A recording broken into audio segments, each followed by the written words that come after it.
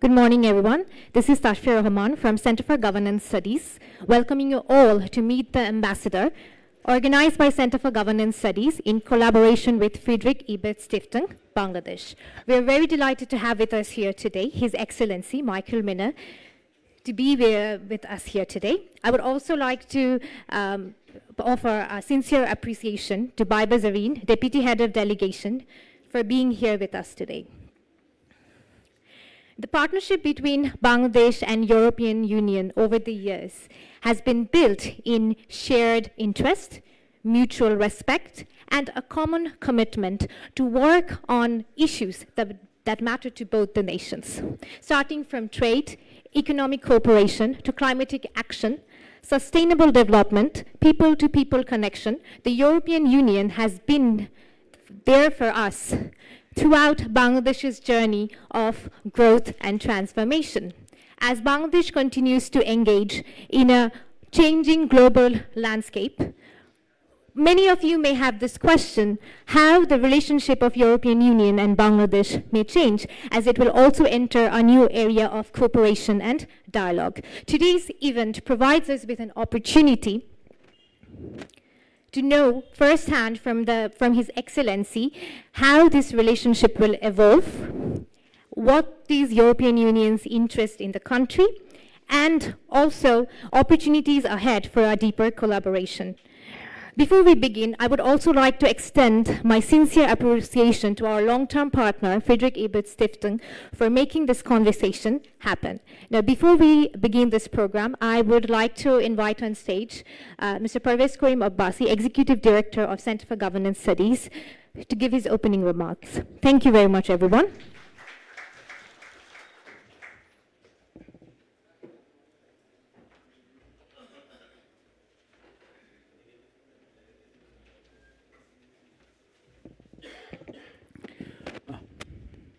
Good morning, Shubprabhat, Assalamu alaikum. First of all, as Executive Director for Center for Governance Studies, I'd like to extend a warm welcome to all the people who have actually taken a time out of their busy schedule to attend Meet the Ambassador, Talking Diplomacy for Cooperation, a joint event and a product of long-standing cooperation and collaboration between the Center for Governance Studies and Friedrich Ebert Stiftung. First of all, I'd like to extend our sincere appreciation and gratitude to the Honorable Vice Chancellor, Professor Dr. A.B.A. Mubaidul Islam. Thank you, sir, for making the time for attending the event. All the senior deans, the faculties, and most importantly, the most valuable commodity of any university, especially Dhaka University students, His Excellency Michael Miller, Ambassador to European Union, and again, along with this, friends and members of the press. What is the philosophy? And I know that, again, we are on a very tight schedule, and the Honorable Vice Chancellor has informed us that he has other pressing commitments, so I'll be very brief. But I'd like to share with you the philosophy behind this exercise, because Meet the Ambassador, Talking Diplomacy for Cooperation, is a long-running initiative that CGS and FES has undertaken. The issue is actually bringing the diplomats closer to home, to the people who matter. And in this way, the diplomats, people whom we only see in the newspapers or in the media reel, or who interact with the prime ministers or rub shoulders with the high and mighty.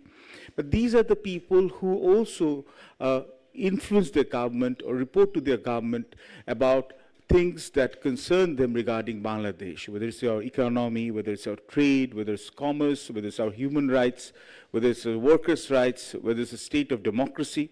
So again, bringing them closer to academia, bringing them closer to the people who inform the minds, the educators, and most importantly, our assets of the future, the students, interacting them, humanizing them, personalizing them, getting to know about each of our partner countries' vision, mission, and shared areas of interest, or often areas of divergence.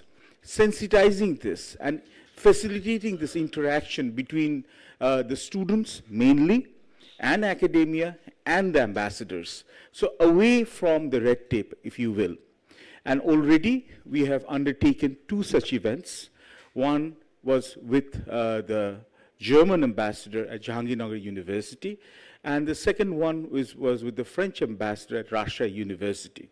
But no trip or no program would be complete until Dhaka University is included, because most importantly, Dhaka University is older than Bangladesh, older than Pakistan, and in fact, the emergence of East Bengal as or present-day Bangladesh, that owes largely to the establishment of Dhaka University. So if you want to think about, again, the present-day Bangladesh, our aspirations for 1947, 1952, 1971, 1990, or for that matter, even 2024, the epicenter of Bangladesh's conscience, again, is Dhaka University. So it is only fitting that we managed to bring in the ambassador to the European Union to Dhaka University. He has been already over here, I believe, in an informal capacity at the Poila Boishakhi celebrations. So even that is a part of the, what would I say, part of the diplomat's itinerary, go to visit. And the Fine Arts Institute over here is also much appreciated. But let me take a minute, and I believe that when we'll have this interaction with our president, Mr. Zilur Rahman, with the ambassador, a lot of area will be covered. Why European Union? Because that is a standard question. We often forget that we always talk about, and I'm not belittling any country, the US is our largest export destination, or India, China and India are our first and second largest source of import, but we forget the monumental role European Union plays in our life. As a bloc, European Union is our largest export destination. It's over 20%. European Union, along with Japan, has been one of our steadiest development partners. In fact, what we see in terms of material progress, a large part of it can be attributed to the Everything But Arms Act, which allowed us to export duty-free, quota-free ready-made garments, which constitutes about 85% of our exports to the European Union. It's not only about exports. The European Union has been our rock-steady partner even after the Rana Plaza collapse. It took an integral role in raising workers' rights, in actually advocating for good governance, in advocating for democracy, and supporting civil society organizations across time. And the European Union increasingly is becoming a large source for Bangladeshi diasporas and Bangladeshi students. Even when we plan to navigate the complexities of 21st century reality, LDC graduation is upon us. And it is through our negotiation with Brussels that we aim to secure GSP+. That also involves bringing about qualitative sea change improvements in the way we govern ourselves, our institutions, workers' rights, our how we preserve our environment, climate change, the Climate Change Adaptation Fund, or the Rohingya refugee crisis, or the Rohingya crisis for that matter, or allowing smooth transition of power, or going for a very ambitious, economic agreement, whether it's a free trade agreement or a comprehensive economic partnership agreement. That involves also very difficult conversations in reform. And this is where European Union as a bloc has showed its avowed commitment to engage with the people of Bangladesh irrespective of regime. And it is not only in Washington, D.C., it's not only in Beijing, it's not only in Tokyo that we need to engage, but it's also in Brussels. It's also talking to the bloc member countries. And with the European Union, we have this example of strength is unity. And this is a country which was suffering from 2 devastating world wars. And to forget its differences, to come together and to become a formidable member. In terms of technology transfer, in terms of, again, 5th generation movement or 5th generation technology adaptation, in terms of artificial intelligence, European Union's benchmarks are the one to be adhered to. And Dhaka University, with its enviable legacy of human capital would be a prime candidate for actually facilitating greater dialogue with the European Union and how we can actually go for human capital development. I've laid out the broad outline, but again, time is of an essence. So ladies and gentlemen, I hope that there will be a very productive conversation, and on behalf of CGS, I'd like to thank you again, once again, for attending this event. Thank you very much.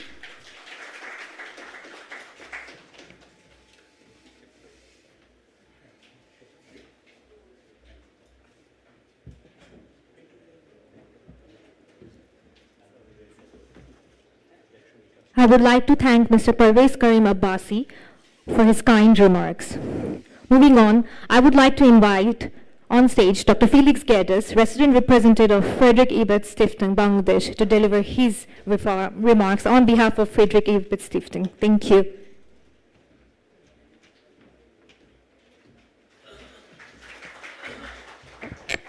Thank you, Ms. Tasvia.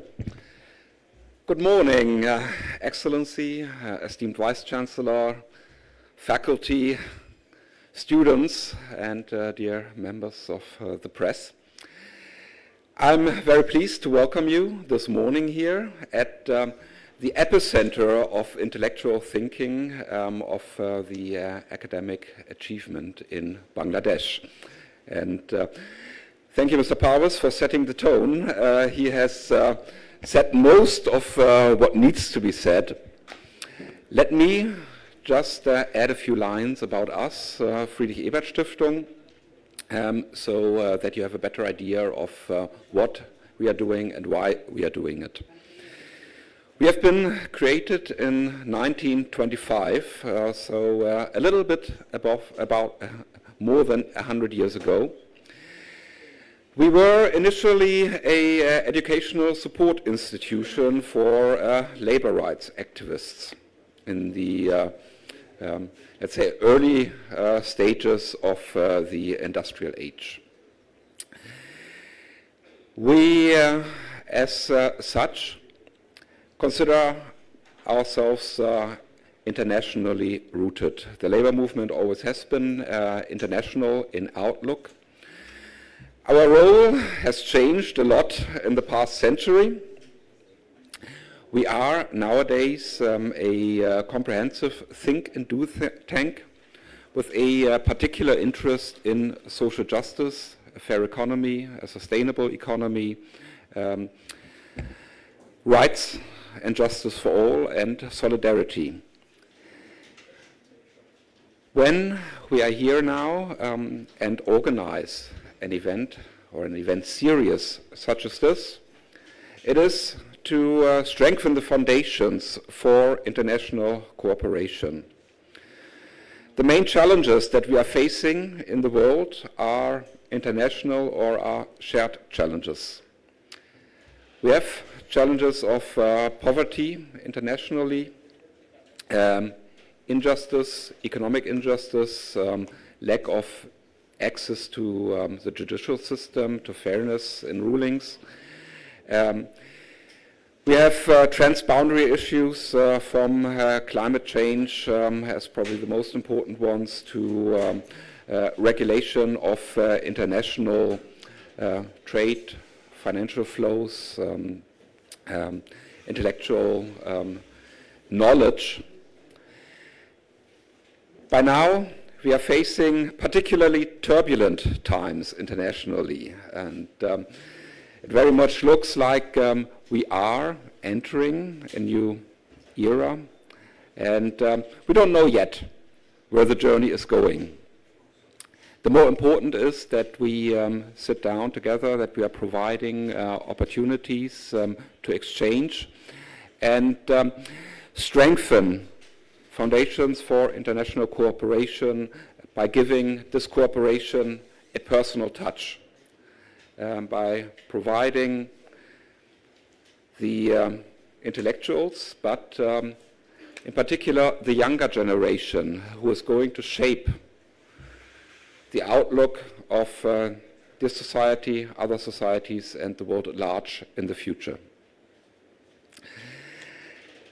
I'm very glad that this year we have been able to resume our Meet the Ambassador series after 2 years of a break, and that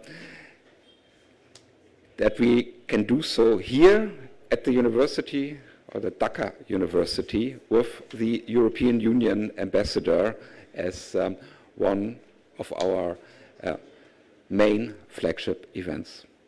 Thank you, and I'm looking forward to an insightful and stimulating discussion.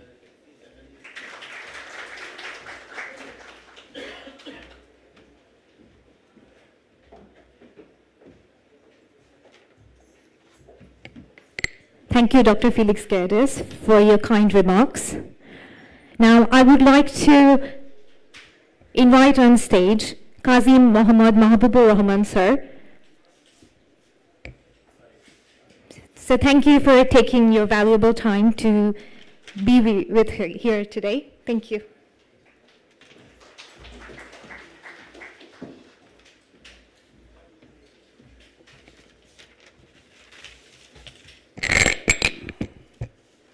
Bismillah ar-Rahman ar-Rahim. His Excellency, Mr. Michael Miller, Ambassador of the European Union to Bangladesh, respected Vice Chancellor of the University of Dhaka, Professor Dr. Abul Ubaidul Islam, sir, Dr. Felix Gerdes, Resident Representative of Frederick Albert Stiftung, Bangladesh, Mr. Parvez Karim Abbasi, Executive Director of CGS, Mr. Julur Rahman, President of CGS, distinguished guests, faculty colleagues, researchers, and my students. Assalamu alaikum. Good morning. And a warm welcome to the Faculty of Social Sciences. As Dean, it is a privilege to welcome you to the Professor Muzaffar Ahmed Chowdhury Auditorium, named after one of our iconic political scientists. This hall is not merely a physical space, but an ontological anchor, a site dedicated to examining the very nature of statehood, civic identity, and human agency. Holding the third session of the Meet the Ambassador series here signals our commitment to deep critical inquiry. I extend my sincere gratitude to the Center for Governance Studies and Frederick Albert Stiftung, Bangladesh, for co-hosting this platform. Ambassador Miller, your presence highlights the evolving geopolitical matrix defining EU-Bangladesh relationships, historically grounded in trade and development assistance. This partnership is recalibrating amid shifting global pluralities, supply chain configurations, climate vulnerability, and Bangladesh's economic transition. In an era of multipolar realignment, our dialogue moves beyond traditional bilateralism into shared responsibilities surrounding democratic governance, green transitions, and international law. This platform also serves a vital epistemological purpose. Academic institutions must construct knowledge that bridges abstract international relations theories with the lived realities of democratic practice. Epistemology asks how we know what we know, and today we challenge our academic community to critique, interrogate, and refine our understanding of global power dynamics directly through real-world engagement. To my students, you are not passive observer of history, but active epistemic agents. Use today's exchange with Ambassador Miller to challenge assumptions, ask rigorous questions, and articulate a vision for a just global order. My thanks once again to H.E. Miller, CGS, FES Bangladesh, and our honorable Vice Chancellors for making this dialogue possible. Thank you all. Here I would like to recall, I have met 2 times with His Excellency in last Shahid Minar program at night, and also in our celebration of Paula Boishak. So we have several times meeting, and also Charles, I can recall visit of Charles Whiteley several times in my office at the Department of Political Science also, and spoke on EU-Bangladesh relationship and the Eurozone area. So we have a deep relationship with the European Union Embassy here, And I'm really thankful again to H. Miller for your presence here, and I hope everyone will get a significant opportunity to know how U is working. Thank you, everyone. Have a good time.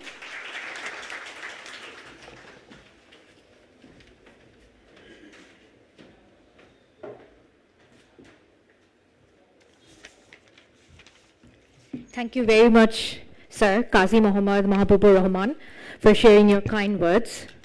We are also delighted to have with us here the Vice Chancellor of University of Dhaka, Obaidul Islam, sir. Could you kindly come to the stage? Thank you.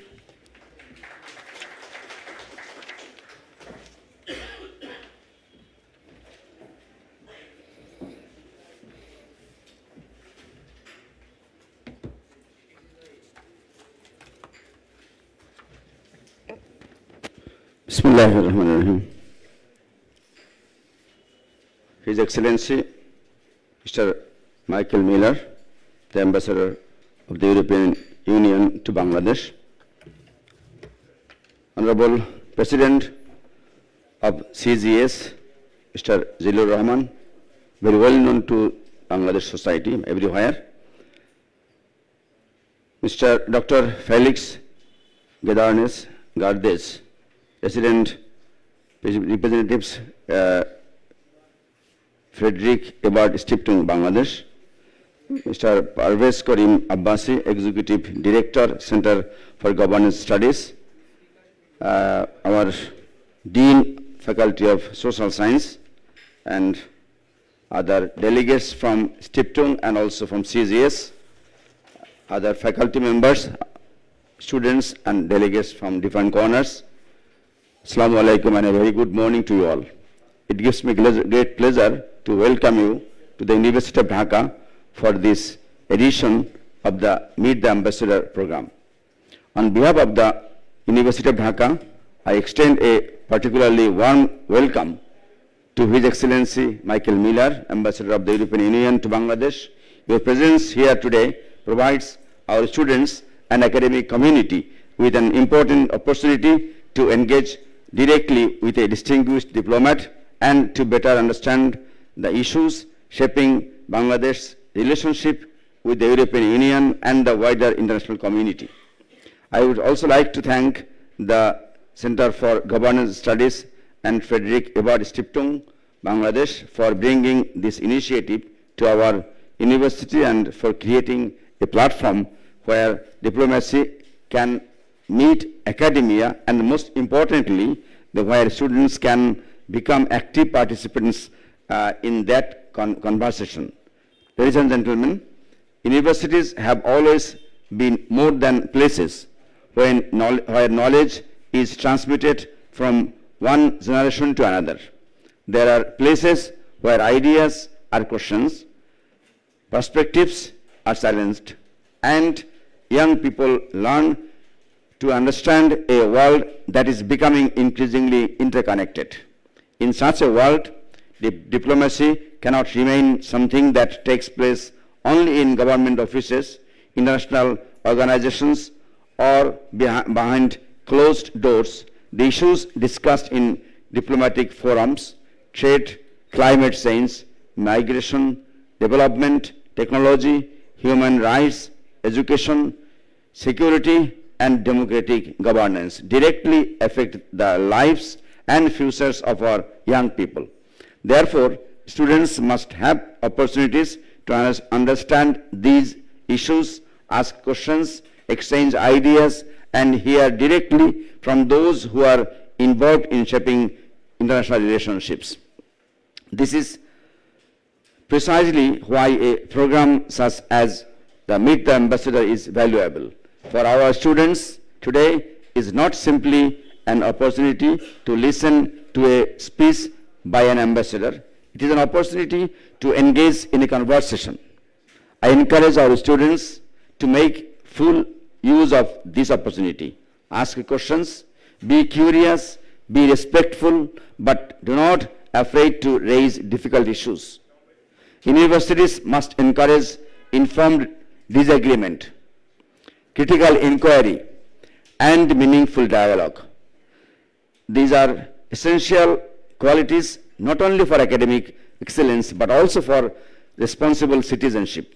The relationship between Bangladesh and the European Union touches many areas that are particularly important to our younger generation. These include trade and economic opportunity, development cooperation, climate change, higher education, technology, migration, human rights, governance, and people-to-people connections.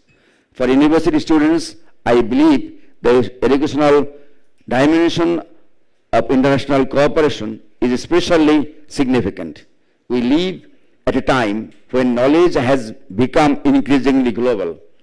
Students and researchers should be able to collaborate across borders, learn from different academic traditions, participate in international research, and contribute their own knowledge and experience to the wider world.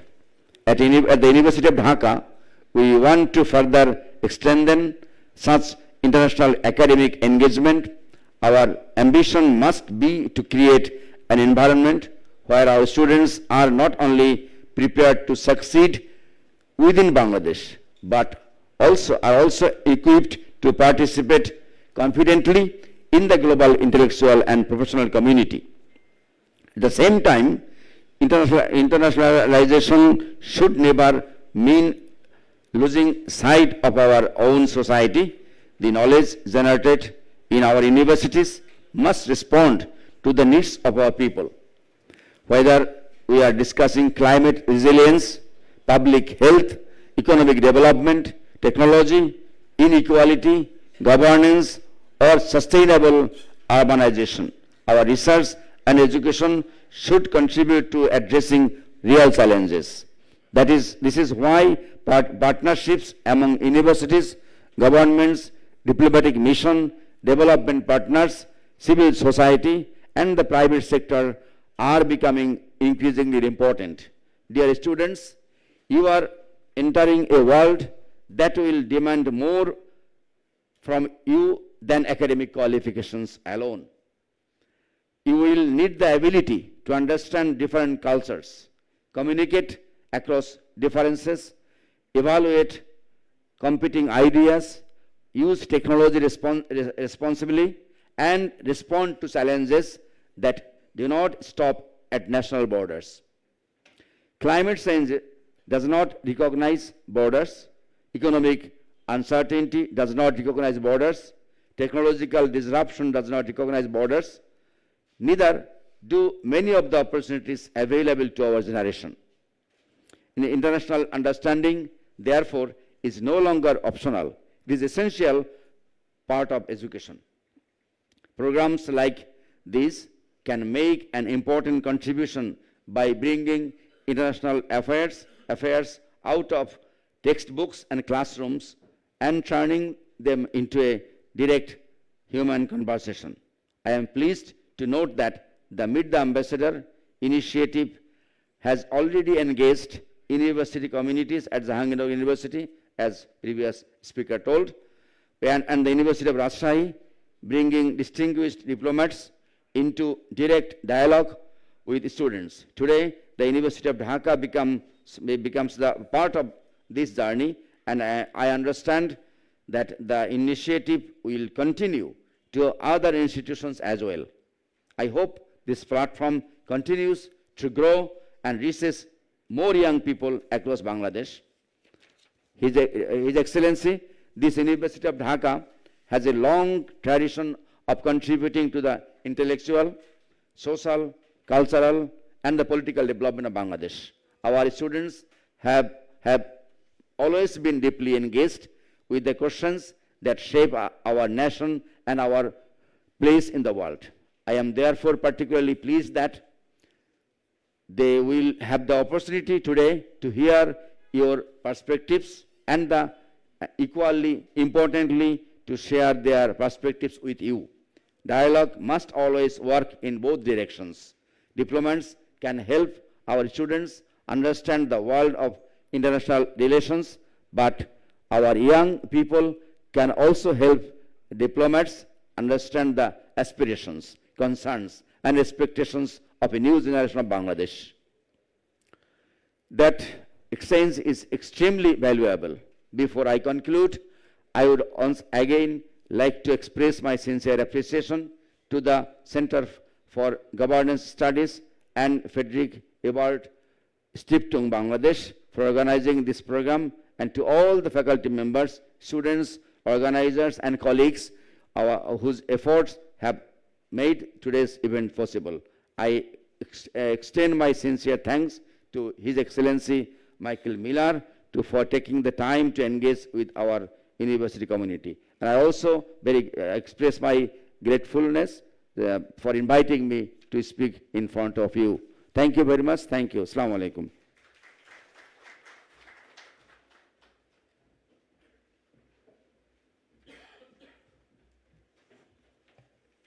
Thank you very much, sir, for your kind words towards the student. Now, what we all have been anticipating, the next segment, before we move on to that, I would like to call on stage His Excellency Michael Miller and Mr. Jilur Rahman on stage. And I will let Mr. Jilur Rahman take the lead from here. Thank you very much.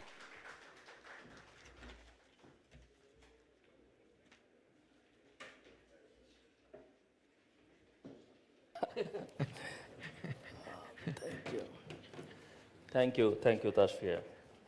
Good morning, everyone. Excellencies, Ms. Baiba Zarina, Deputy Head of the EU Delegation, distinguished guests, Mr. Vice Chancellor, Mr. Dean, faculty members, colleagues, and especially the students here at the University of Dhaka. Welcome to another edition of Meet the Ambassador, organized by the Center for Governance Studies, CGS, in collaboration with Frederick Ebert Stiftung, FES Bangladesh. The purpose of Meet the Ambassador is simple, to talk diplomacy beyond formal statements and closed-door meetings, and create an opportunity for a direct and meaningful conversation about the issues that affect our countries, our societies, and particularly our younger generation. It is my pleasure today to welcome His Excellency Michael Miller, Ambassador and Head of Delegation of the European Union to Bangladesh. Ambassador Miller came to Bangladesh in September 2024 at a particularly consequential moment in our country's history.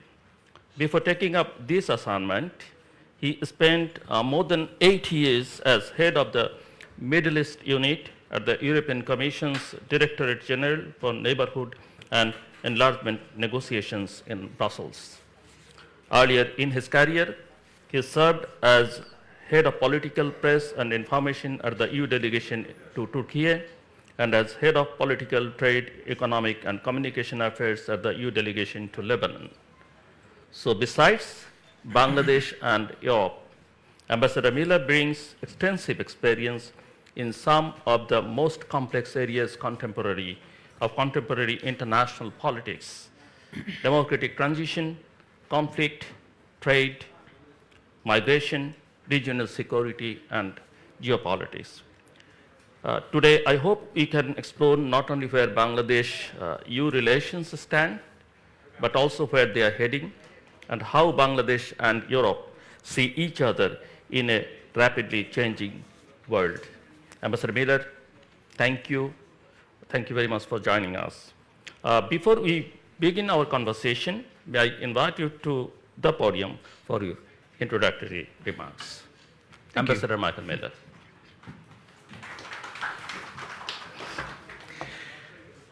Good morning to all of you. Assalamu alaikum and namaskar. It's a pleasure to be here at Dhaka University. It's not my first time.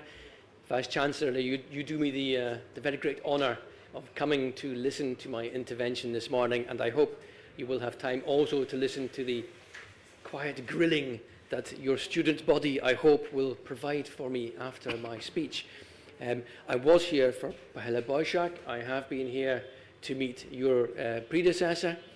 We opened our European Film Festival at Dhaka University last year, and I have been on an extensive tour of the Fine Arts faculty. It's a wonderful institution, a center of academic and intellectual excellence in a country that is going places. So thank you to Dhaka University for hosting me this morning. Thank you, of course, to the Center for Governance Studies, and also thank you to Friedrich Ebert Stiftung for taking the initiative to invite me. Now, I assume that you students are here today because you know the European Union already, or perhaps you know a little bit about it, or perhaps you just have an interest in understanding better how this particularly unique political and economic construct in Europe, how it has an impact on your daily lives. I'm sure we will get to that point in the Q&A, but I'm not going to give you a lecture on the European Union. I am just going to say that our union is unique in geopolitics. It is a union of 27 member states with a long list of countries queuing up to become members. It is not merely intergovernmental. It has an integrationist ambition that you see from A to Z. And I have worked for this organization for 3 decades. That has been my privilege. You heard already about my CV in Bangladesh, in Turkey, in Lebanon, and in between times I was also working on commercial policy. I was working on the Middle East. Indeed, from Brussels, I was working on relations with Russia for a very long time. And I was also negotiating the accession of the Western Balkan countries to the European Union. So I have done a huge amount in my career. It has been fascinating. I can only recommend those of you studying international relations to look at the opportunities that working on these matters, working as a diplomat, working in international commercial policy will bring to your futures. I do want to say before my prepared remarks that in 30 years of work for the European Union, the organization that I joined is simply unrecognizable. When I started working in 1996, I joined a technocratic organization whose strong points were commerce and development policy, also humanitarian. Now we are a political animal with ambition to go further, with a very clear role on the global stage. We have a geopolitical commission. We have a commission in Brussels, which for the first time has a high-level political leader who is responsible for defense industry. We can talk about this later, but it is even unimaginable 5 or 10 years ago. The world is working, moving, changing very quickly, and the Europeans are responding very quickly as well. I look forward to the exchange with you. You listen to my remarks. I hope they are interesting, but the better part of this conversation will be what comes thereafter. So please give me the grilling that I hope you have been thinking about since you had your breakfast this morning. Let me start, therefore, by thanking you for the invitation and for the opportunity, genuinely, to share this platform with such distinguished people and intellectuals and to speak to the student body. My pleasure is to be here and to open our discussions with a more formal presentation reflecting on the evolution of the relationship between Bangladesh and the European Union. This is a relationship that has become broader, deeper, and more strategic in the last period, even in the last 2 years in which I have been the European Union's ambassador to Bangladesh. And this is at a time when the world around us is changing at remarkable, if not lightning speed. So we meet today at a moment of transition on many levels. Bangladesh is navigating an important chapter in its political and economic journey, and as I started by reflecting, the European Union too is adapting to a more contested and uncertain world. Globally, we are together confronting a landscape shaped by geopolitical rivalry, economic fragmentation, climate pressure, technological change, and also pressure on the multilateral rules-based system. In such a moment, our view is that partnerships matter, and reliable partnerships matter even more. And that, ladies and gentlemen, is how the European Union sees its relations with Bangladesh. Not through the old lens of donor and recipient, although we should pause for one moment to reflect on how far the old lens brought our relationship, in particular through Everything But Arms that we have already heard about this morning. But we're not only looking at the relationship through that old lens, we are actually looking at the relationship through a new lens. We're looking at Bangladesh as a partner of growing strategic importance, and I'm sure you feel it too, colleagues. Our ambition is built on a pretty simple but fundamentally powerful idea. It is that we can and should build an eye-to-eye partnership of equals with Bangladesh. Your stability matters to us. Your prosperity matters to us. We recognize your strengths. We recognize your challenges. We all have challenges. And the EU is important to you, not only as a market or as a development partner, the old lens of which I have spoken, but ever more so as a political, economic, investment and political partner, strategic partner. A partner that is ready to invest in the modernization and diversification of your economy, which is, frankly, government policy, as it should be. We're a partner for the reanimation of your democratic system, and I hope you saw us here in numbers in February to observe your elections. And a partner for the development of more efficient and more trusted state institutions when, let's be frank, apart from the European Union, there are precious few others speaking out, offering experience, investing time and energy in these fundamental matters related to your stability. But for us, it is second nature to bake in support for democracy and human rights and good governance as part and parcel of everything we do in your country. So this relationship has now been building up over more than 5 decades of diplomatic ties. It is therefore almost as old as me, and I am as old as Bangladesh, almost exactly. The relationship, however, is probably a bit less stuck in its ways. I don't know, those of you with fathers who are in their mid-50s, maybe you see, he's not going to change too much. That's me. But the relationship is dynamic with your country. In point of fact, our relationship, EU-Bangladesh, is evolving incredibly rapidly because the context that we are responding to is changing every single day.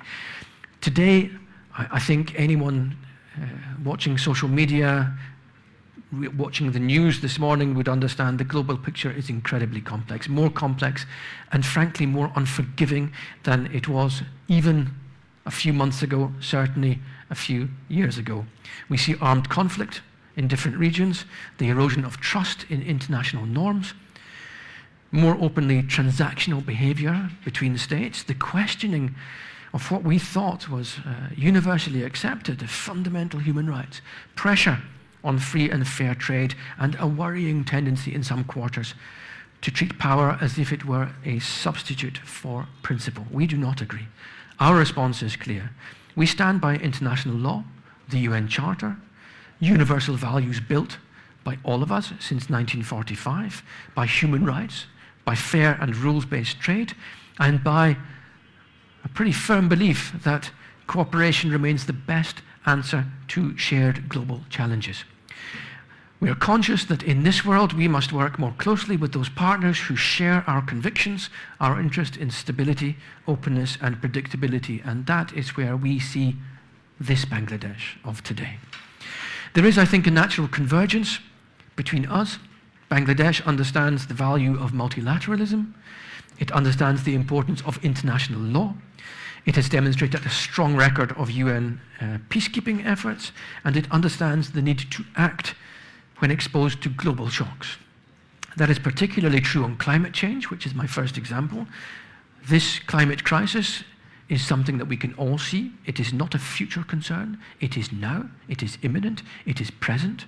It affects us and it affects you, although not equally and not with equal responsibility. But in facing the crisis, we are very much in the same boat. For Bangladesh, climate vulnerability is a daily reality, and Europe is the fastest warming continent, beset this year by both drought and fire. To act on climate change, we need cooperation from others on adaptation, on resilience, on energy transition, on climate finance, and on sustainable growth. And we, as the EU, are proud that we have managed to decouple our economic growth from growth in carbon emissions. And our commitment to the Paris Agreement and our 2050 net zero target stand firm. But at a global level, it is not enough. We need effective multilateralism, and it is why our partnership with you, with Bangladesh, is increasingly framed not only around the starting point of trade development, but around a broader common agenda. Global challenges, prosperity, sustainability, reform, investment. I want to say a word about the political dimension of our relations, because the starting point for the relationship with you was rather technocratic. Now it is far more political. We see Bangladesh passing through this important transitional moment. It is unfinished business after the elections, but you have an opportunity here. We have been clear as the EU in supporting reforms that strengthen democratic institutions, uphold fundamental rights, reinforce judicial independence, and create the conditions for free and fair elections, which took place. We support reform ambition that builds trust between citizens and institutions and that underpin openness, stability, and prosperity. I have to say to you that change of this kind is not easy and it does not happen quickly. So perhaps after August 24, there was a sense amongst parts of the population that things would change rapidly.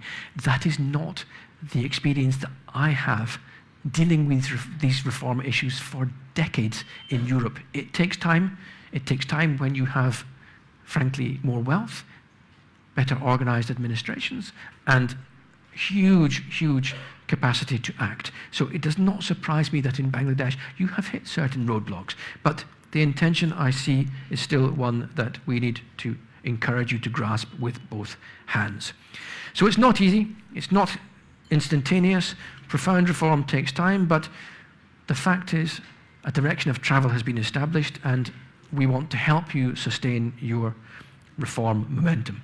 Our own history that I've just alluded to is so important for me actually to share, because many of our member states have in fact themselves moved from autocracy to democracy, so from authoritarian rule to strong independent institutions within living memory, certainly within my living memory, perhaps not within all of your living memory. But I recall that when I had just turned 18, the Berlin Wall fell. A momentous occasion for all of us. When I was 20, the USSR broke up. And at the age of 32, when I was already working for the European Union, I witnessed the accession of Central Europe and the Baltic states to our union. These are earth-shattering political changes, actually, that I have lived through, and perhaps it's difficult to explain the oppositional relationship between the West and the East to a younger audience. You are studying it, no doubt, but it was fundamentally defining for my entire childhood. So when we speak about rights, the point I make, when we speak about rights, institutions and the rule of law, the EU does this from experience. It is not abstract. It is something that my deputy, Baiba, sitting here in the front row, she lived through as a citizen of Latvia, now also a citizen of the European Union.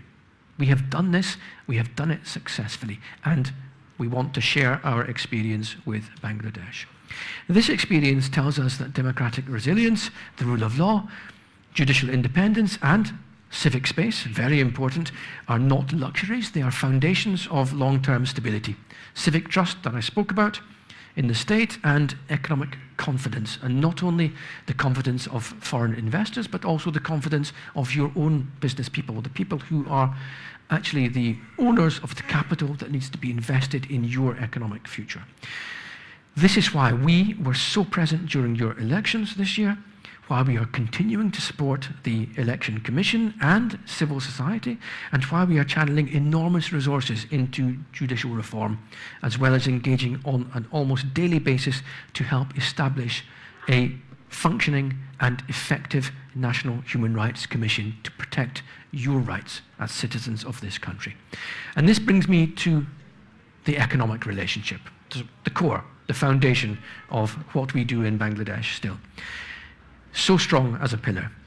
Here we are your largest export destination.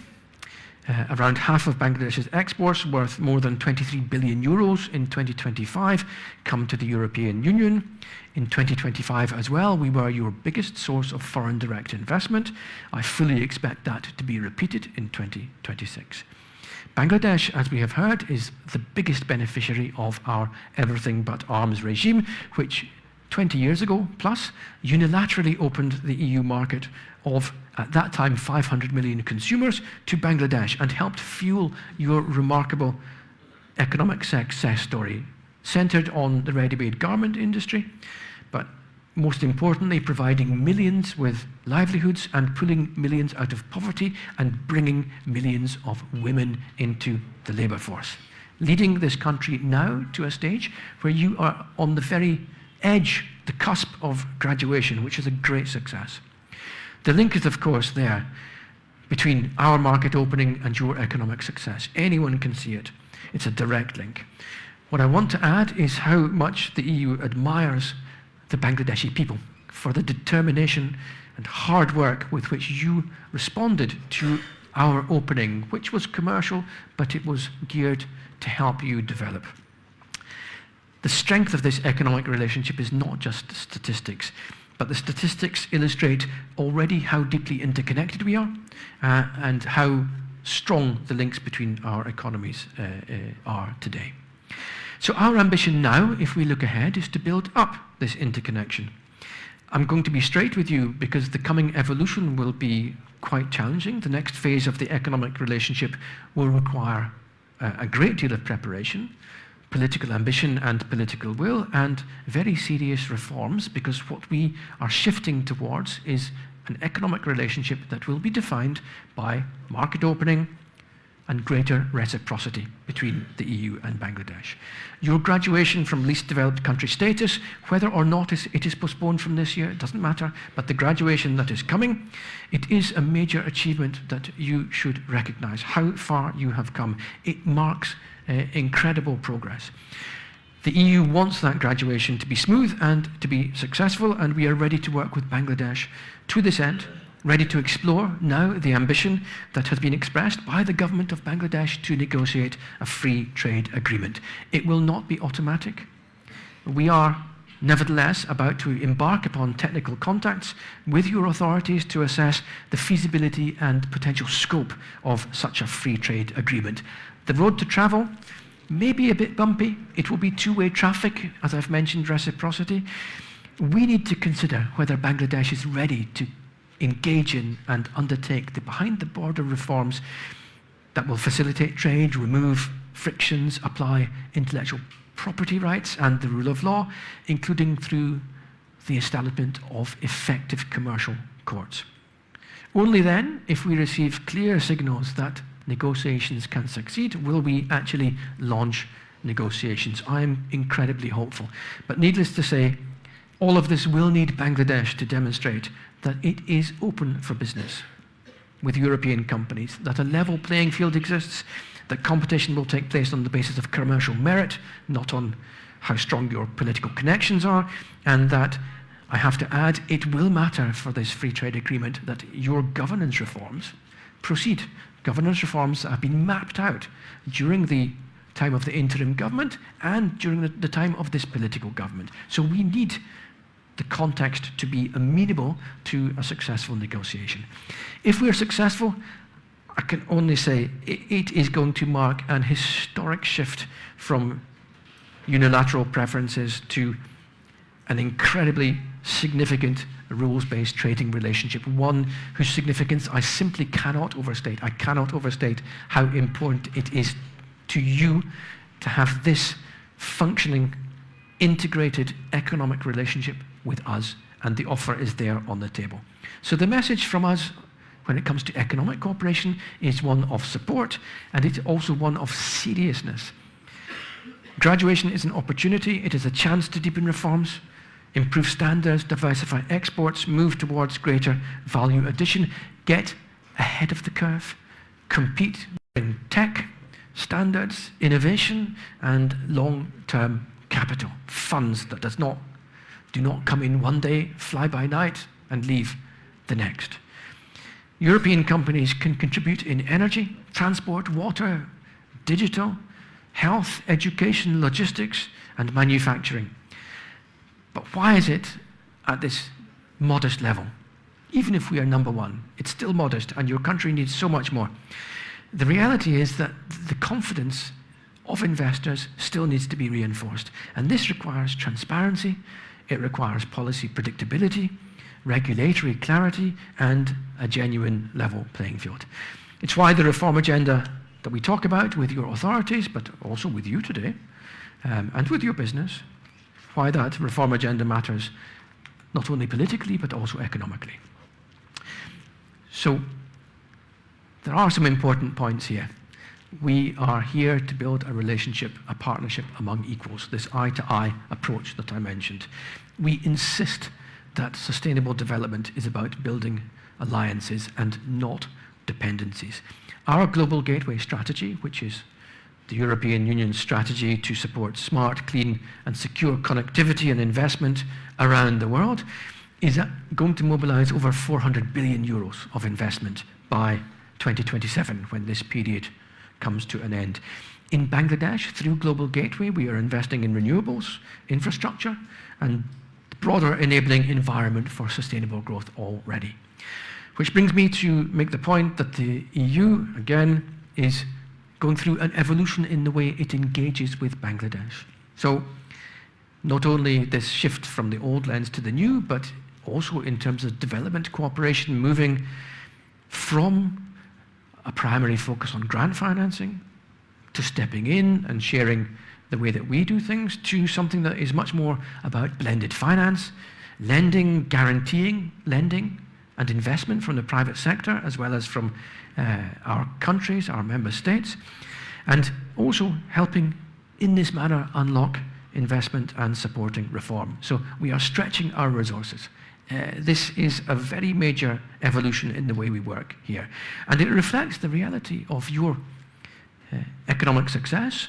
It reflects the reality of a country whose needs and ambitions increasingly call for partnership models, not traditional aid models, not the imposition of what may be great ideas from Europe but do not work in the Bangladeshi context. No, we want to share our experience, but it's going to be through your expertise and your capacity that you will make this next transition. We fully recognize that. We welcome that. So I want you to watch this space for announcements on port investment in your country, in Chattogram, for announcements on green bond issuance, channeled through your financial system, denominated in Dhaka, but guaranteed by the European Union budget. That is the beauty of it. Watch this space also for guarantees for the private sector to make full use of the EU's AAA rating in borrowing from the international markets and on lending for your benefit. At the same time, our development cooperation, what we have already ongoing, this older model is still substantial. We have just under 1 billion euros in ongoing contracts, live contracts, grant financing in your country. So the scale is huge. We're the #1 development partner. Here, the priority has been, for the past years, human capital development, also extending to huge support for universities and technical and vocational education and training. It's about green inclusive development and governance reform. And these priorities reflect the very clear view that we have that growth alone is not enough. Growth must be inclusive, and it must create decent work, develop skills, and strengthen education, healthcare, and social protection, equipping you, young people, with the opportunity to thrive. It's especially important in Bangladesh, where the energy, talent, and aspirations of young people are among this country's greatest strengths. So we're listening to young Bangladeshis. You will grill me later, I hope. But we are listening to you because we want to expand the opportunities for you. We see you as the next generation of leaders. The country needs to innovate. It needs the critical thinking that the Vice-Chancellor so clearly spoke of, so that your skills, education are improved, and you can enjoy the mobility offer that we put on the table, and ultimately that we deepen people-to-people ties. So this has been a record year for Bangladeshis to travel to the EU to study with our scholarship program. I'm delighted to see that. It's striking that the EU remains relatively absent from higher education here in this country compared to with the scale of our relationship. So I'm looking forward. I will come and talk to the Vice-Chancellor. But I do want to share the good news that we do have a partnership this year, a first time, with Khulna University that will lead to the teaching of a Jean Monnet action. This means teaching about European Union policies on green transition and on sustainable urban environments. And that will start in Khulna, and I hope it spreads across the country to all academic institutions. I also want to underline the potential for research partnerships. Enormous capacity in Bangladesh and very little in terms of partnerships. We want to come here and we want to build that closer people-to-people relationship. And the very simple point is that if our partnership is to be truly strategic, it must be understood not only by people like me, or you, Zilla, but also by students, and businessmen, and scholars and entrepreneurs. And this P2P or people-to-people side of our relationship is absolutely fundamental. If I can't get the EU understood by you, or the opportunities picked up by you, then I have to reevaluate how I'm doing my job, because actually it is your response that I need to be positive. It is the next generation that needs to understand how the EU can be helpful to you, what our role is, what the limitations are, but equally the reality of our relationship. So today is sadly the 9th anniversary of the Rohingya refugee crisis. I need to mention that we are a major humanitarian actor in Bangladesh. Since the beginning of the crisis in 2017, the EU has provided more than €500 million in support, and this year we have more than €50 million in assistance contracts ongoing for development purposes, for humanitarian needs, and also for accountability for the crimes committed against the Rohingya population. Now, in Bangladesh, 50 million plus this year alone. I want to underline that we are helping not only the refugees, we are also helping the host communities in Cox's Bazar. How important is it for us to do no harm? What we do in that region has to be for the benefit of the local population bearing the burden as well as the refugees. We do believe in doing no harm. Now, still on the issue of the Rohingya crisis, what we support is a voluntary, safe, dignified and sustainable return of the refugees to Myanmar, but we recognize the burden that Bangladesh bears, and we recognize the need for sustained international attention and responsibility sharing. This too, for me, is what responsible partnership means. It means standing with one another in the face of shared or disproportionate burdens. So let me now say, I'm coming to the end, but I want to say a few words about the geopolitics, because geopolitics is a tough place right now. In the Indo-Pacific, I want to underline that for the European Union, this region has become central to us, also to global politics and economics. Our strategy for cooperation in the Indo-Pacific reflects our commitment to a region and our commitment that this region should remain free, open, inclusive, peaceful, and rules-based. There are many challenges to this, very many challenges, but this is in your interest as much as it is in ours. Bangladesh is so important in that vision of a peaceful Indo-Pacific because of your geography, your economic weight, your population, your demographic dynamism, if I can put it like that, and frankly, your role in regional stability. So we see how important it is. And we share, just to give one example, a conviction that navigation must remain free. This is important in the Bay of Bengal, in the broader Indo-Pacific, in the Strait of Hormuz. It is essential everywhere. Fundamental, rules-based, effective multilateralism will protect your interest and ours. So, maritime trade routes are your lifeblood, but they're also ours in Europe. Let me say one word about security-related issues. Many of you may think, wow, the EU, why is the EU talking about security-related issues? Well, I spoke already about our Defence Commissioner, so there is an evolution. In Bangladesh, we are actively working on maritime security with your military, on port safety with your port authority, on countering violent extremism with your law enforcement agencies, on countering the trafficking and smuggling of migrants with the broader government authorities responsible for this work. And while this may once have seemed peripheral to the EU-Bangladesh relationship, these issues are no longer peripheral. Security, connectivity, trade, technology and resilience now intersect very, very closely. And that is our reality in this world of today, that the intertwining of security, geopolitics and economics. As a diplomat, I feel challenged each and every day. Perhaps this is good. We don't rest on our laurels, but the insecurity or the uncertainty generated by the current geopolitical context is deeply concerning. Let me then make my broader point that the world is transactional. It is just more transactional than it ever has been in my lifetime. The competition between great powers is sharpening.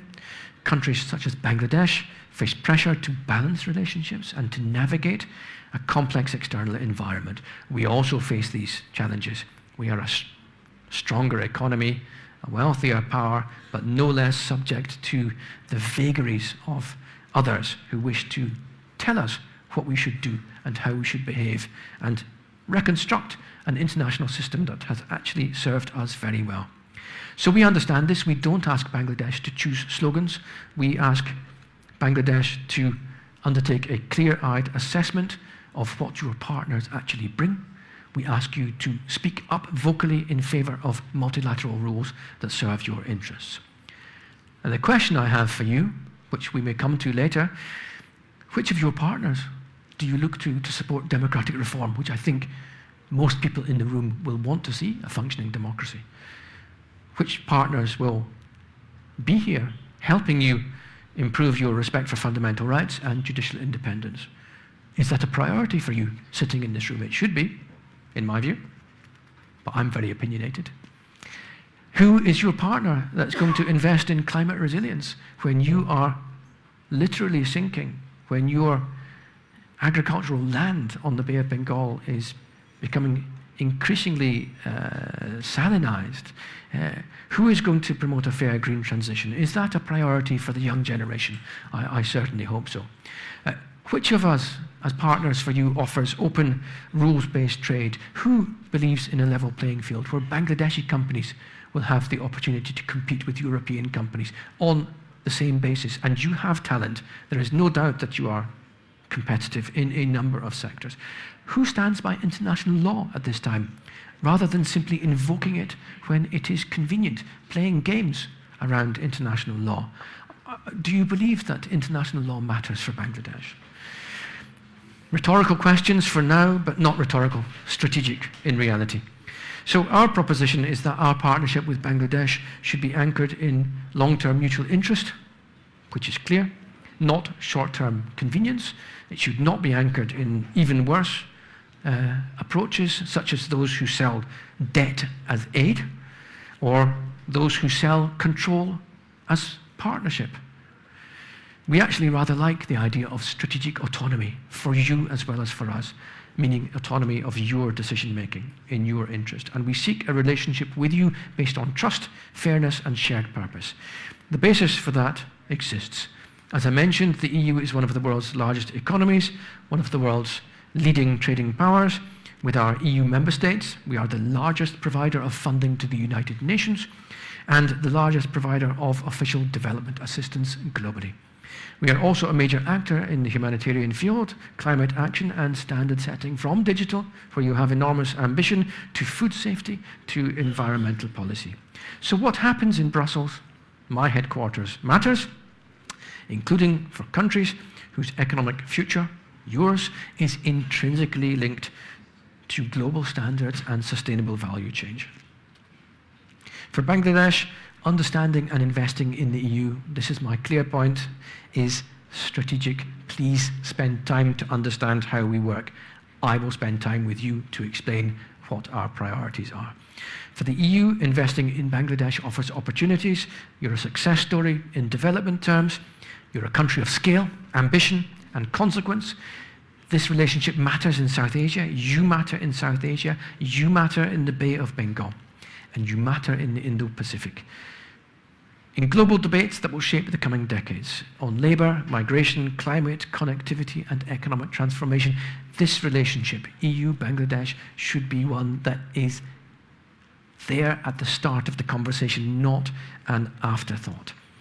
And I need only point to your UNGA presidency, your foreign minister, chairing the United Nations General Assembly this year, so that your importance for multilateral rules and that system is so incredibly central. It's a very good illustration.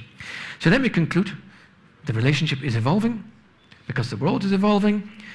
It is becoming more strategic because the times demand it. In this age of uncertainty, both you and the EU need dependable partners, principled partners, and forward-looking partners. And that is what we have on offer. So we support your reform. We are here to promote stability and prosperity. We are investing in sustainable growth for our benefit, but also for yours. And we are here to cooperate on global challenges, starting with climate, but not finishing with climate. The SDGs matter to us. So we are here for the long term. The future of the relationship will depend on goodwill, but also on choices. So there are political choices ahead of this government to deepen trust, to sustain reform, to work on governance issues, build competitiveness, and to recognize the real value of reliable partnership in a divided world. And my advice to Bangladesh, and to all of you listening this morning, is to not get stuck in dependencies that will limit your autonomy of decision making. The potential of this relationship is immense. Thank you very much for your attention.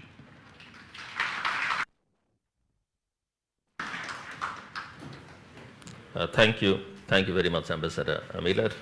You have already given us several issues and also raised a few critical questions to think about. Let us now continue to the conversation. Ambassador Miller, you arrived in Bangladesh during an extraordinary political period. Having now seen the country through transition and election, how do you see Bangladesh today compared with when you first arrived? I arrived right at the start of September of 2024, at a moment when indeed there was no parliament, there was an interim government, you had a president who was the remaining link with the constitution, and of course I have lived through a transition period now of 18 months with the interim government led by Professor Yunus, leading up to the holding of elections that we considered were extremely well run, free and fair, in line with international standards, in line with our expectations. And this whole period of transition was, of course, it's a challenge to move from a situation in which you had an autocratic government that hollowed out the state's institutions and the democratic institutions of your country, to move from that situation through an interim period to elections. I have to say that I actually I landed here with a very different expectation from my time, and I was honored to be able to work through the transition, first with the interim government, now with the elected BNP-led government, to try to move a number of issues forward, to try to rebuild some of the institutions of state to share our experience, as I've mentioned during my intervention. How did the EU actually undertake this very same journey between 1989 and essentially 2004? But I will say that for our member states and for Bangladesh, this transition is never ending. It is a process. So the need to rebuild trust between the citizen and the state is perpetual. It's a renewal in Europe as in Bangladesh. The same for reforms. And when we started, you were you didn't mention one point from my CV, which is that my very last job before coming here was to negotiate the accession of the Western Balkan countries to the EU. I will cross my fingers and I will say that I'm very hopeful that we will see a new member state in the EU in 2028. No guarantees, but I see a huge change and a huge ambition to move accession forward. Why I mention this is that I came with what could be described as a professional deformation. The professional deformation is that all of this work on reform processes in the Western Balkans was geared to help those countries modernize, diversify the economy, engage in rule of law reforms, uphold fundamental rights in line with our standards. And I came to Bangladesh actually when the transition was launched, and I then sat and explored with your political leadership, but also with civil society, to see what is the level of ambition when it comes to judicial reform. Can I bring expertise from the EU member states to Bangladesh, for example, to talk about the establishment of commercial courts? Can I bring expertise from the EU member states to talk about e-governance, to talk about removing some of the opportunities for corruption in the relationship between the citizen and the state when it comes to obtaining services? And actually the answer was yes, we could do this work here. The level of ambition is sometimes, it is not the same as if you are trying to accede to the EU, but the principle is still there. It is that we have experience. Our member states' administrations are full of people who have been doing this work for decades, and this is on offer to Bangladesh. So actually, this was a great experience, I have to tell you. What happens next? Well, we have a functioning parliament, we have a newly elected president, we have a government that is in place, that was elected as a result of elections. We are here to support this government. We are here to support the efficient functioning of Bangladesh's institutions, and we are here to map out how reforms can be taken forward and how the relationship can be deepened and rendered more strategic for the benefit of you and us. And I hope in my presentation I have made this point that we have interests in Bangladesh. They are commercial, they are also political, they are also migration, but we will work with you, with all of you, to identify where the common ground exists. We are not here to impose quite obviously unfair terms upon Bangladesh. We are here to build a partnership of equals. Thank you. Got it. As you mentioned in your opening remarks, that for many years Bangladeshi relations were largely associated with development, cooperation and trade. Are we now moving towards a broader political and strategic partnership? We are. So at the risk of repeating myself, I will say that the starting point was rather technocratic, and you have evolved. Bangladesh has changed, but the EU is unrecognizable. So I started my comment with 30 years working for the European Union, working for European integration. The ambition we had in 1996 was frankly not comparable to the political ambition that we have in 2026. So our approach changes just as you change, and this leads us to venture from economic, commercial, developmental cooperation to more strategic, more political, perhaps sometimes more hands-on intervention in helping you with reforming your governance. But since we have this wealth of experience, and since we have open ears on the other side in Dhaka, we pursue this because the level of ambition is there for us to define. Bangladesh has entered a new political phase. From the youth perspective, what should now be the priorities for strengthening democratic institutions and public trust? It's, as I said, this will take time. So there is a realism that is required. Nevertheless, I would say two things are very important. One is to map out very clearly where you want to end up. This requires extremely clear policy making, consultation with civil society.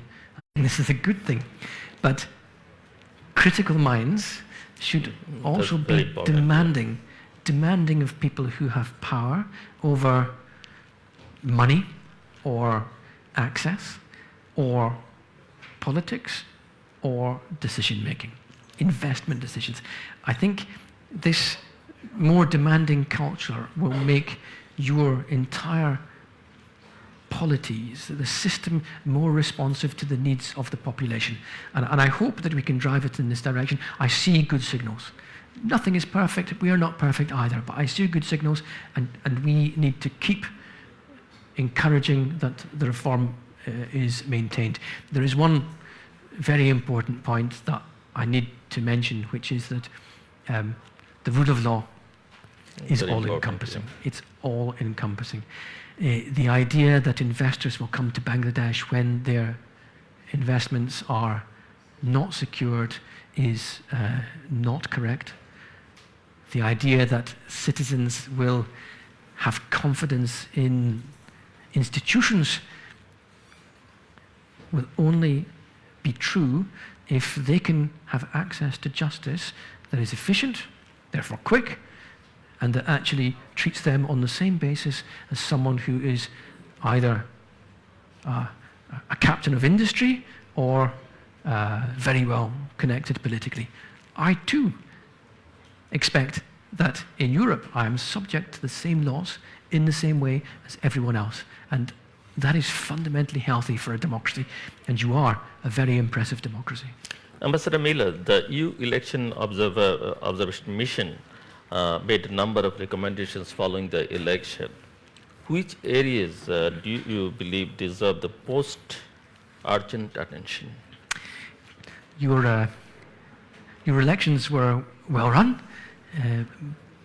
Nevertheless, there were, I think, if I'm not forgetting, I think 19 recommendations were made by the Election Observation Mission of the EU. And other recommendations were made by other observation bodies, and that's good, that's healthy. What we have done is we have maintained this dialogue with the Election Commission and with civil society to identify which are the recommendations that can be acted upon relatively quickly because perhaps they are technical in nature. For example, it's about transparency of counting and tabulation of results. There is no reason whatsoever why that cannot be done very quickly. And which recommendations are a bit more complex, requiring perhaps changes in legislation. So this is a process that's ongoing. The momentum for this comes from the Bangladeshi side. So we are here to share expertise and to help you achieve your own ambitions. That's the most important thing. And I see that there is an ambition to continue to reform. So we will continue. I'm very hopeful. You have local elections that are still to be scheduled, but that will come. I would imagine they should be launched this autumn. So let us see. Let us see how many innovations can be introduced before then. In the meantime, even yesterday, my colleagues were talking with one of the most respected election commissioners to try to identify what we can do now. Have you talked to the government? regarding? Of course.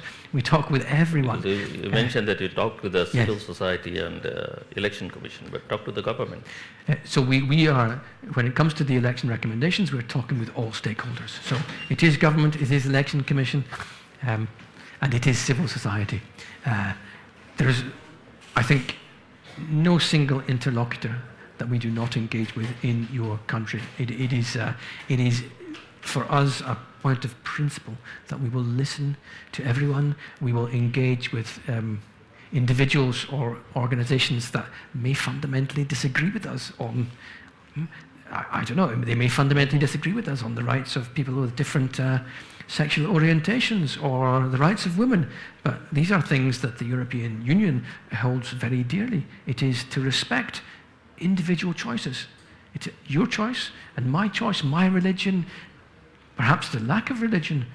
These are choices that are, for us, something that you respect. And you respect the diversity and beauty of a country like Bangladesh. The European Union frequently speaks about democracy, human rights, rule of law, and civic space. But Europe also has a strategic and economic interests. When values and interests collide, how does the European Union balance the two? I will give you a glib answer, which is I do not think these values collide. I think they reinforce one another. Yes, commercial economic interest is a defining pillar of the relationship, but at no point can you expect the EU to do anything other than to continue to promote what is in its DNA: rule of law, fundamental rights, human rights, promotion of those. And when you look at the issue of let's say, the everything but arms deal, which has been so incredibly beneficial for your economy, you have to look at that and understand that your access is actually, it is based upon you committing to improve your labor law, respect environmental rights, and uphold human rights. So even if the situation now is in Bangladesh on those rights is continuing to evolve. So let's look at labour rights. You just had the reform of the Bangladesh Labour Act, which we invested enormous amounts of time in supporting. The reason for that is that it's good for your population.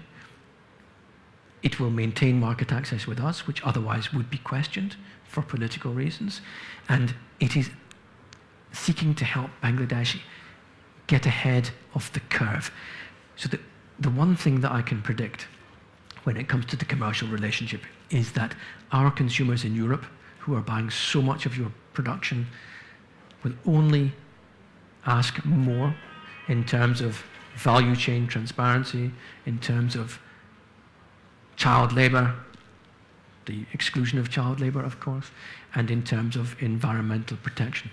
So they will expect that the factories manufacturing their wonderful shirts and suits, both of mine are made in Bangladesh today, by the way, but they will expect that the factories producing that work will actually respect their political expectations. That is that no child will have worked on my suit.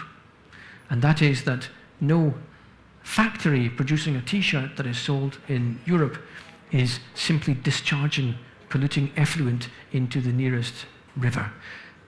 There is some way to go, but this expectation from our consumers will only increase. So please, I encourage Bangladesh, we are there with you to help you get ahead of the curve, because that will be really so important, not only for everything but arms and its continuity, for GSP Plus, for certain sectors of your economy, and for any potential future free trade agreement. Let me now turn to perhaps the most tangible part of the relationship: trade, jobs, and opportunities. Bangladesh has benefited enormously from preferential access to the European market. With LDC graduation approaching, how prepared do you think Bangladesh is for the next stage?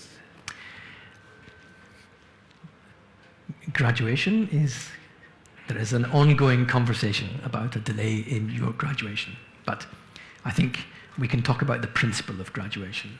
And we have seen some effort to prepare for graduation. There was a smooth transition strategy, but I think that the reality as seen by us is that there are many challenges left to prepare the country. And we should be very frank, there are many challenges left. When you graduate, you will, from the EU, have a transitional period of 3 years in which the tariff-free, quota-free approach to your production, all of your production, will be maintained. But after that 3-year transition period, there will be a new commercial relationship. That commercial relationship can be either the generalized system of preferences plus a new system giving some of your sectors access to the EU market on a duty-free, quota-free basis, but not all. Or it can be this new, possibly far more ambitious and integrationist ambition that has been mapped out by your Prime Minister writing to the European Commission President, and for which the European Commission President has recently replied positively, that we are ready to examine what is the basis, what are the opportunities for a free trade agreement between the EU and Bangladesh. So there are many things in the works. I think you can count on the EU to pursue a smooth transition, to make sure that whatever the relationship with Bangladesh ends up being, this will not be a cliff edge of change. It cannot be. We are your political partners and development partners as well as trade partners. And everything that we do here over decades has been pro-development, pro-stability, and you can be sure that we will continue to take this approach. Mr. Miller, if you are advising Bangladesh today, what are the 2 or 3 things we should do most urgently to remain competitive in Europe? I didn't catch the first part of your question. So what are the 2 or 3 things we should do most urgently to remain competitive in European market? Well, I think the reality is that there are many things that need to happen at the same time. But if I perhaps try to prioritize, I think that indeed the outreach of your government to negotiate a more ambitious trade relationship with us is the right one. That's my personal view. It will require a lot of ambition and a lot of effort to corral the administration and to avoid that vested interests knock this ambition off course. But that is an incredibly ambitious perspective that actually does hold out the prospect of continued market access for all of your sectors, an accompaniment on labour reform, environmental protection, human rights.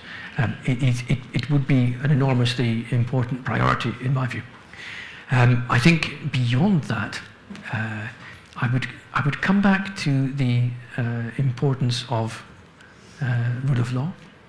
So we saw great ambition during the 18 months of the interim government and for greater independence of the judicial institutions.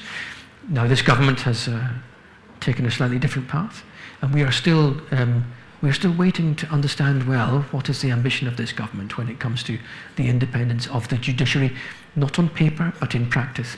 And this is an area which will, of course, reinforce confidence. So let's start with commercial courts. Let's start with access to justice, and let's start with a reduction of the backlog in cases, which is phenomenal. I think all of these things we are working on here already, and we will see what is the level of political ambition. It is your country, you're a sovereign nation. We don't come in and tell you what to do. We can only make suggestions as to what will create a very strong relationship with us. as a development partner.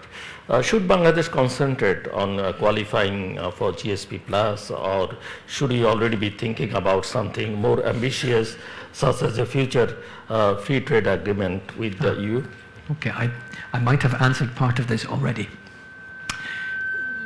What will happen with our new GSP Plus regulation is that there is an automatic safeguard measure, which means that your ready-made garment production will not qualify for duty-free, quota-free access to the EU anymore. It's not for now, it's for after a transition period, after the collection of data on the extent to which Bangladesh is still dependent upon access to the European market. So this is called a safeguard measure. It is intended to avoid that there is a dumping of products on the EU market that damages our industry. It's not protectionist, it's about fair trading terms between a country that is a middle-income country, Bangladesh, and a higher income bloc, which is the European Union. So there will be an evolution under all circumstances. If you look at GSP Plus, so what we want to see is the implementation of a series of conventions dealing with environmental protection, human rights, labour rights. Actually, Bangladesh has signed up to everything. Implementation is the next challenge. And it will be important under all circumstances. GSP Plus will be important for the non-RMG sectors of your economy. Between today and that stage, but this is 4 or 5, even longer, maybe 8 years. But the modernization and diversification strategy of your government will be important. So we need to know, will we still have the same relationship commercially at that time as we have today? We don't know. So we will have to come to that. Under all circumstances, the diversified economy that we want to support in Bangladesh, perhaps exporting more pharmaceuticals, light engineering, perhaps agro processing,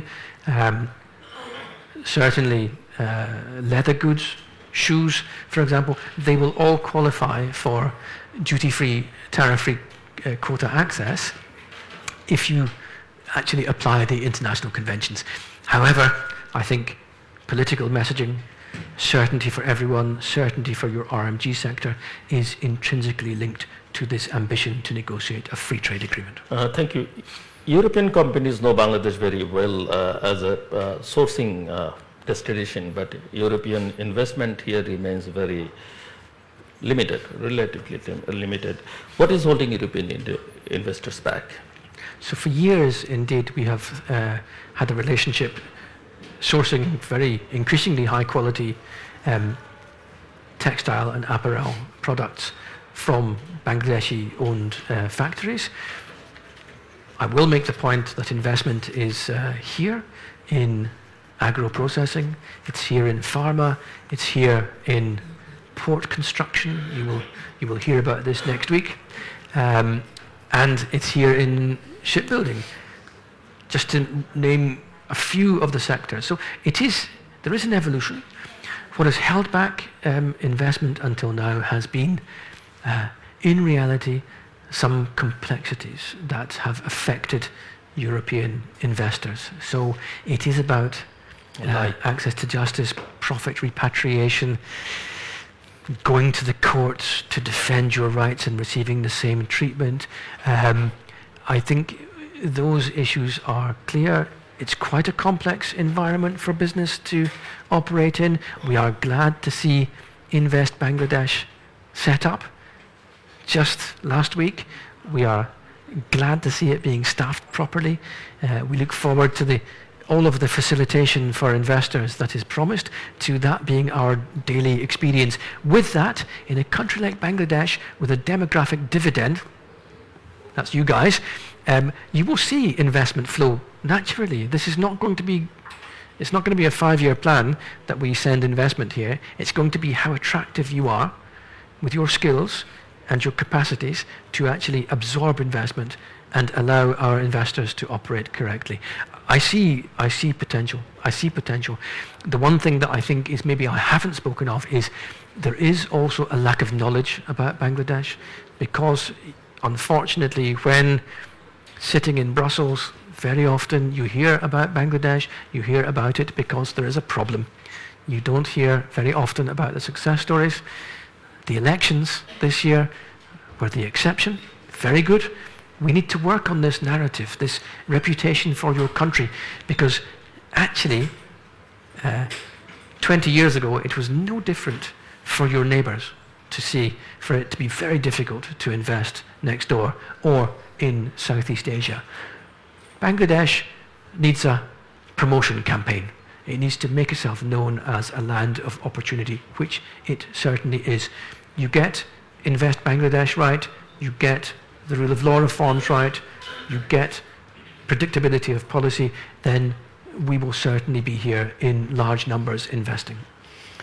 European rules on labor rights, environmental standards, and responsible supply chains are becoming tougher. Should Bangladeshi businesses see these as pressure or as a competitive opportunity? Just before I reach that point, I do want to say that next year we will organise an EU-Bangladesh business forum here in Dhaka. It's quite an expensive and complicated proposition, but we want to sensitise our industry to the opportunities that exist here. So we will bring them to Bangladesh. We need the government to respond at the highest levels with this engagement. Business likes receiving reassurance from the highest political level. That will be what determines the success. But we are here. You mentioned our standards, opportunities or burdens. I think Bangladesh needs to look at these as opportunities, because the expectations of consumers is only going to increase. You can, as Bangladesh, with the right decisions now for investment in meeting our standards, which are also very often global standards, you will find that you are going to maintain your competitiveness. The point is so important that you are a global leader in ready-made garments, but we've seen other global leaders in ready-made garments come and go, and very, very often what is required is a dynamic approach. What is going to change in 5 or 10 years? What is the EU going to regulate? We're good regulators. What are we going to regulate? What are our standards going to look like in 5 or 10 years? And what investments are needed now to meet those requirements? Because factories do not get upgraded overnight. It can take 5 or 10 years. How can we ensure that it's Bangladeshis who have the skills to operate increasingly complex machinery in any one of the sectors I've mentioned, that you don't have to go to Europe or elsewhere in South Asia to import experts, which is what I see now. I think we need to do some very serious planning. We are ready for that. We see the government getting ready to do that too, and now we need to work together. Mr. Miller, since we are at a university, let me ask about young people. What skills should young Bangladeshis develop today if they want to study, work, research, or build businesses with Europe tomorrow? I'm very privileged to be with the elite of the student body today, so thank you for coming. I don't think there is a definitive list of skills. However, what I would start with, two things that are, I think, very obvious. It is English language fluency, which is so important everywhere. It is everything. Even if you are studying in English, it is the practice of engaging frequently in English that will lead you to make great strides forward. It is never easy. I have to say, I'm not sure I would enjoy making this speech in one of my other languages. It is much more difficult, but English language fluency is so important. The second fundamental is critical thinking. So no one that I know in any field is looking for yes men or yes, women.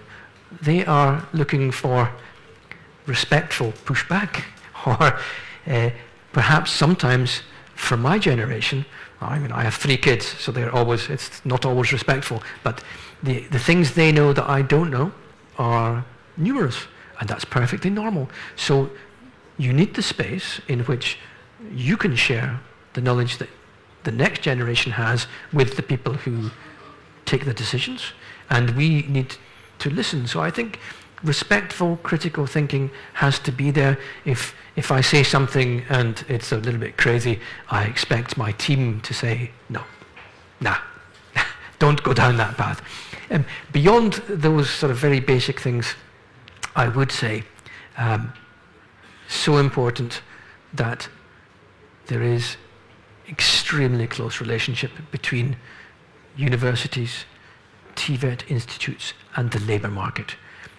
What I see now is that the private sector has opted out of vocational training provided by the state. They do privately, they do it themselves. Is that efficient? It is efficient for them, but then the TVET sector in your country is very fragmented. So much more can be done if you have the right conversations. What does the labour market need now? And even better, what will the labour market need in 3, 4, 5 years' time? Because it will be digital Industry-academia relationship. It has to be, industry has to lead this. And I will be slightly critical, but it is that the reflex of government in Bangladesh to engage with the private sector and to be open to civil society, that still has to be reinforced. I think that's not the automatic reflex. So I think the extent to which this can be improved, that's process, that's easy, that's just mentality. So I think getting digital skills, this basic knowledge, it's going to be complicated. It will be AI. It will be, I hope, regulated AI that you are dealing with as young people, because it cannot be unregulated AI. That does not work. The EU does not believe in this. We think that's irresponsible. But the future is there to build. I think we need the sort of, the forward-leaning government that we need to get behind, that we see. We are here to help Bangladesh identify those skills and actually invest in creating those skills. Europe needs workers in several sectors, while Bangladesh has a large young workforce. Can we create more legal and skill-based migration pathways between Bangladesh and Europe? I think, you guys sitting here, you probably read the horrific news emerging every week of young, hopeful and talented Bangladeshis dying on the way to Europe. And that is, these are tragedies that need to be avoided. They are obviously terrible for everyone concerned, and the fact that these irregular pathways to Europe attract some young people is something that we need to work with the government to actually address. Intermediaries, irresponsible brokers, criminal organizations, brokers, the abusers, the traffickers, the smugglers, they need to be broken, because that model is dangerous and it is undignified and it is unsafe. It really has to stop. Such a reputational damage for your country, but actually it's the individual human tragedies behind all of these deaths that absolutely needs to stop. We are interested in building up regular pathways to work in Europe and to study.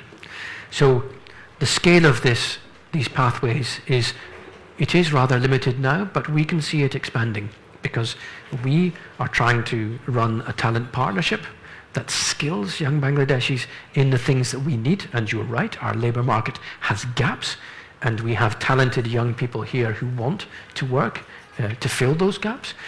We have educational programs as well, and we have member states who are recruiting young Bangladeshis to work in a range of areas. So for us, yes, this is certainly part of the answer, is to build up these regular pathways. It's not easy. we need to, again, even on our side, I will give the lecture to myself, which is that the skills that we are teaching Bangladeshi youth here need to match the requirements of the labour market in Europe. And that requires a number of different parts of the puzzle to be very well aligned. But we do see that as part of the answer. To your interest, our need, it would be circular migration, but it would be very meaningful, allowing people to bring back skills and experience.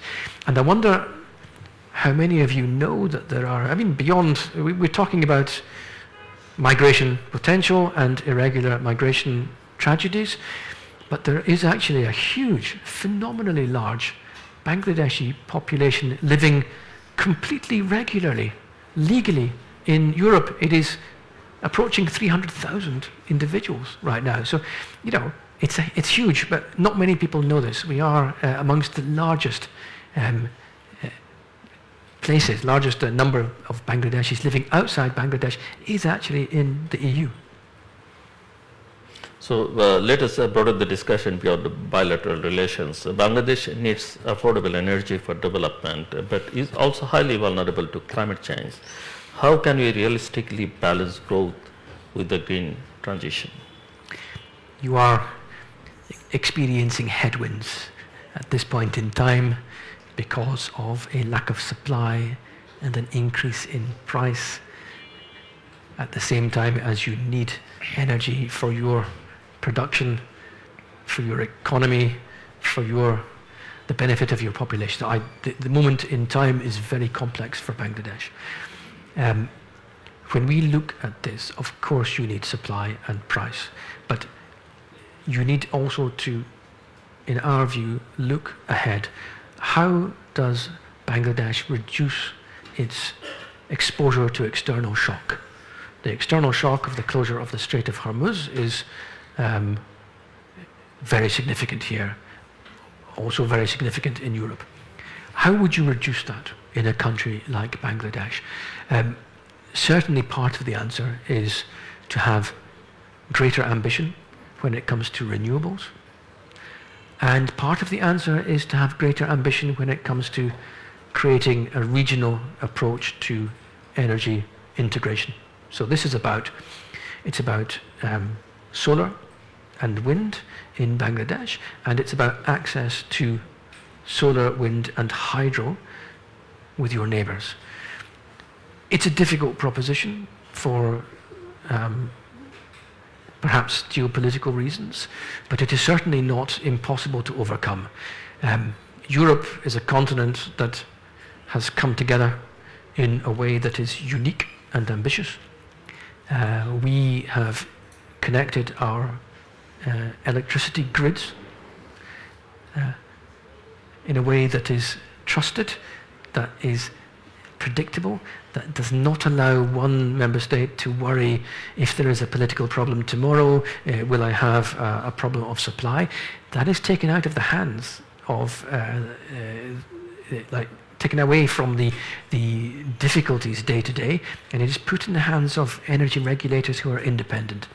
So we welcome some efforts towards creating independent regulators. The BERC is one such regulator in your country. There is more that needs to happen, and there is greater cooperation with your neighbours. In the meantime, again, so count on us. We actually have a 400 million euro investment facility for renewable energy with the state already in place, and we are looking to broaden our cooperation here to also work directly with the private sector on energy efficiency. So renewables, efficiency, better policy making, transparent regulation. It's a bit of a theme running through my presentation, I know, but it is just an example of what has worked on the European continent. No reason why it should not work in South Asia. Excellency, Bangladesh has now carried the Rohingya burden, as you mentioned in your speech, for many years. Does the international community still have a credible strategy for resolving the crisis, or are we simply managing it? In which crisis? Rohingya crisis. The Rohingya crisis. So today is the anniversary. It's a man-made tragedy. The solution is political. That's the bottom line. You are the neighbor of Myanmar. It is not surprising that you have a large refugee population. The same is true in Europe. We have actually welcomed well over 5 million refugees since 2015, Syrian, Ukrainian primarily. We are wealthier, and it still is a complex political and economic and educational task for us. So we are full of sympathy and understanding for the burdens for Bangladesh. I do want to insist that this man-made tragedy is not forgotten by the international community, not And at especially all. what more can the European Union do to keep the Rohingyas issue internationally relevant and support a safe and sustainable solution? So we are investing funding here in the humanitarian side, also in development, so development that is creating jobs and transferring skills to the host communities in Cox's Bazar and also the refugees. So trying to look at solutions that are more about self-reliance. How can we have a sustainable way in which we can support this situation while the refugees are here? We fully agree with you, by the way, that the ultimate goal is return, safe, dignified, voluntary, sustainable. The conditions are not there. The other side of the border is in a terrible state of affairs. You have violence, you have military conflict, you have human rights abuses. No one, unfortunately, there's no prospect of sustainable return now. But I think we do need to think about creating the conditions for sustainable return. That is partly political, and it's partly about lining up resources. So even now, I can imagine a conversation in which we are ready to look at which are the services that exist in Rakhine State.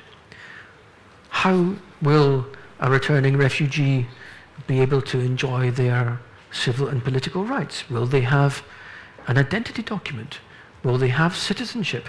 I think at this stage the questions can be asked, and that should determine the political positions that are taken, because getting this right is really important. Bangladesh, this is not the first wave of refugee arrivals, unfortunately for you, and we need to make sure that it is the last. But that will require a very determined political push also with the other side of the border. The Bay of Bengal is becoming increasingly important strategically. How does the EU see Bangladesh's role in the wider in the Pacific? In the Indo-Pacific. So the region is important for us. There is pressure on international rules, on freedom of navigation in this region. We look at the Indo-Pacific as a region in which we have strong interests, but the strong interests are not to determine or to dictate or to wag fingers at the countries that are here. The countries that are in this region are sovereign. They take sovereign decisions. But the principles we want to see respected are of multilateralism, openness, secure trade, absence of pressure on internationally recognized borders, respect of the right of return in reality under the right conditions for refugees, of course. So enough, it's a very dynamic region. We have a strategy here which is very clear. Bangladesh has a strategy also for the Indo-Pacific. There's enormous overlap. And if anything, what I can see as the dynamic between us and you is that Bangladesh will become more and more important for this region. You are located in a very strategic point. Mm-hmm. You have a huge port complex in Chattogram, historically has been very important for a huge hinterland. Mm-hmm. You have a large population. Let's try and make all of this productive and stable. As you know, Bangladesh maintains important relationships with India, China, the United States, Japan and Europe. As geopolitical competition intensifies, can Bangladesh continue to maintain a strategic balance without choosing sides? So I very often hear this reference to strategic balance. And in a way I understand. As you mentioned, strategic autonomy. And it's historical, and I understand the legacy also of previous governments in your country. What is a bit more important, I think, for me, is that Bangladesh is able to identify its own national interests at a strategic level for the long term. And that will allow everyone else to respond in an appropriate manner. So it's not about competition. I don't think there's it's not a zero-sum game when I look at the other big powers and their maneuvering here or their search for investments, perhaps sometimes on very unfair terms. But actually, it's Bangladesh that should decide which are the partners with which it wants to work. This was my point when I asked, who do you think is going to be your partner on rule of law? Who's going to be your partner on human rights, on judicial independence, on democracy promotion, on fair trade agreements? I don't think the list is very long. No. I'm sorry to say. Well, listen. I don't think the list is very long. And genuinely, I think identifying your own interests, your own strategic direction, so important. Everyone else should understand what you want, and then they should respond. They should not try to tell you what to think. That's not our starting point. We see it in others. We don't think it's healthy. Europe itself is changing because of Ukraine, security concerns, and uncertainty about the global order. Is the EU becoming a more serious geopolitical and security actor? Yes, most certainly. And while it may be difficult to see this from outside, I think I can illustrate what is going on very easily. So in the coming 10 years, the EU is going to spend $6.8 trillion on rearmament, on its defense industry. That's phenomenal. This union started life as a peace project. It had nothing to do with security. It had nothing to do with defense industry. Now the world has changed. It's a fragmented and difficult context in which we are working. We recognize how important it is to be able to stand up for our own principles and our own security, and this huge investment is coming. That is a scale that I don't know, it's unimaginable to the ordinary person, unimaginable to me as a diplomat, but so important. So this ambition is there, and that's just an illustration, but you see across a whole range of different areas that the EU is not only talking, but acting. So we are here working with your military on maritime situational awareness. Elsewhere, closer to home, in the Mediterranean, also in the Red Sea, we have military responses that are under EU command. So it is happening. You maybe don't see it up close, but it is happening, and it's happening rather fast.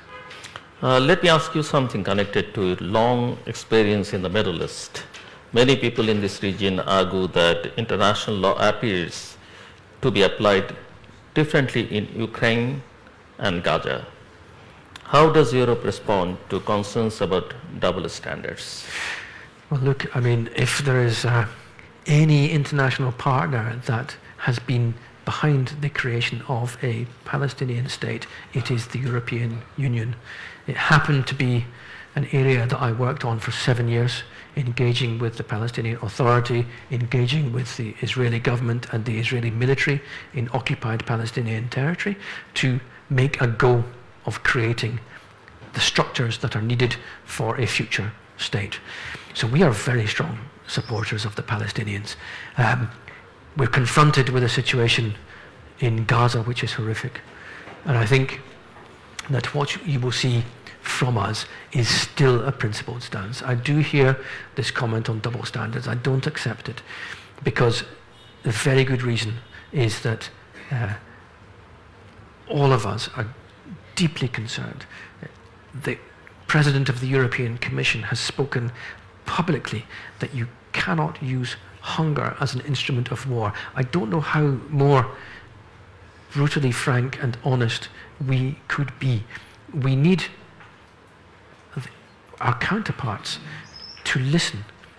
There is no future in the violent domination of your neighbours anywhere. That is the lesson from history that the EU has learned. We're not saying that everyone should take it at face value, but frankly,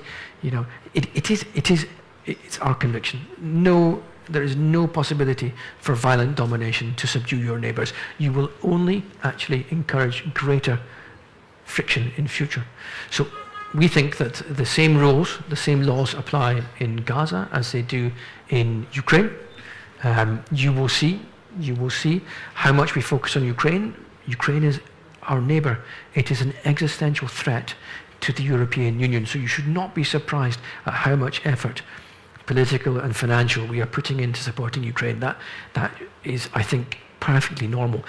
We do not apply different standards in Gaza. And after so many years working on the Middle East, do you still believe a viable two-state solution for Israel and Palestine is realistically achievable?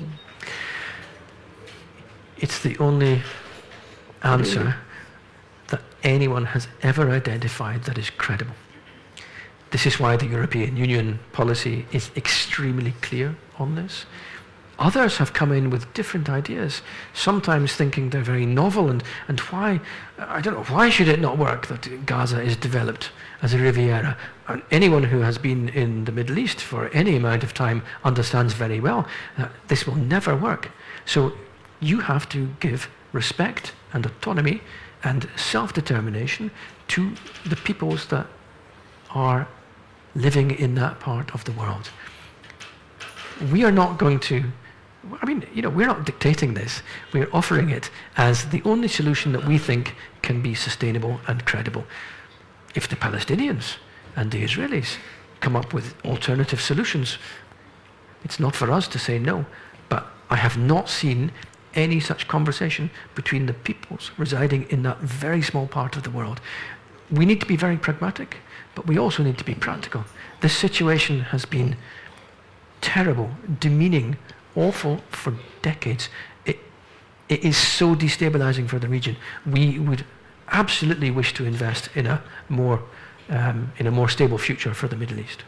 Finally, on the wider world, are we experiencing a temporary period of instability, or are we witnessing the emergence of a fundamentally different global order? And where does Europe fit within that order? In the geopolitical order? Very good question. I think that the global order will evolve. Our wish is to ensure that effective multilateralism is the defining foundation of all relations. It has been imperfect, but we don't see the alternative. We therefore fund our colleagues in the United Nations. We think there is no alternative to DPKO, for example, for peacekeeping operations. We see the strengths of that system. We see some of the challenges, some of the bureaucracy as well. The EU in this system is constantly evolving. We are a unique animal, very much hybrid. The extent to which we integrate more political and security terms, yet to be defined. I could get my crystal ball out today, but I'm sure it would not be accurate. What I can tell you is that from our side, we are determined that whatever happens, we will be able to stand up for our capacity to protect our citizens, to preserve our way of life, to ensure that we are safe, and to promote a system of international relations that protects also those of us who are not as wealthy as the Europeans, because that is our stability. Your stability is our stability. Anyone who thinks differently is kidding themselves. Thank you, Ambassador. Thank you. And I have had the privilege of asking quite a few questions, but Meet the Ambassador is also about bringing the audience, particularly our students, directly into the conversation. So let us now open the floor. I would request everyone to introduce themselves briefly and keep the questions short and focused. And if possible, please ask a question rather than make a speech. Although, as we all know, that distinction can sometimes be difficult in Bangladesh. So raise your hand. I prefer the female students and, of course, the faculty members. Please start with you. I'll take 3-4 questions in the as many as you like. first round, then you just note the questions and then.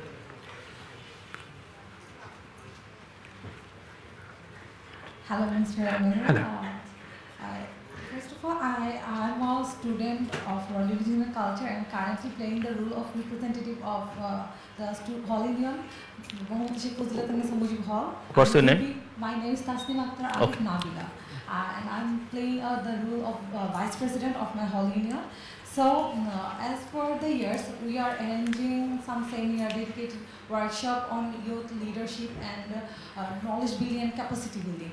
As you were saying that during the conversation that you also want to build a great youth budget for the European Union market ready or corporation ready like. So how can we as Hall Union or the student representative work closely with European Union where we can get help and support from you directly? This is the main question. That's it. Thank you. Thank you. Next, please. Right there.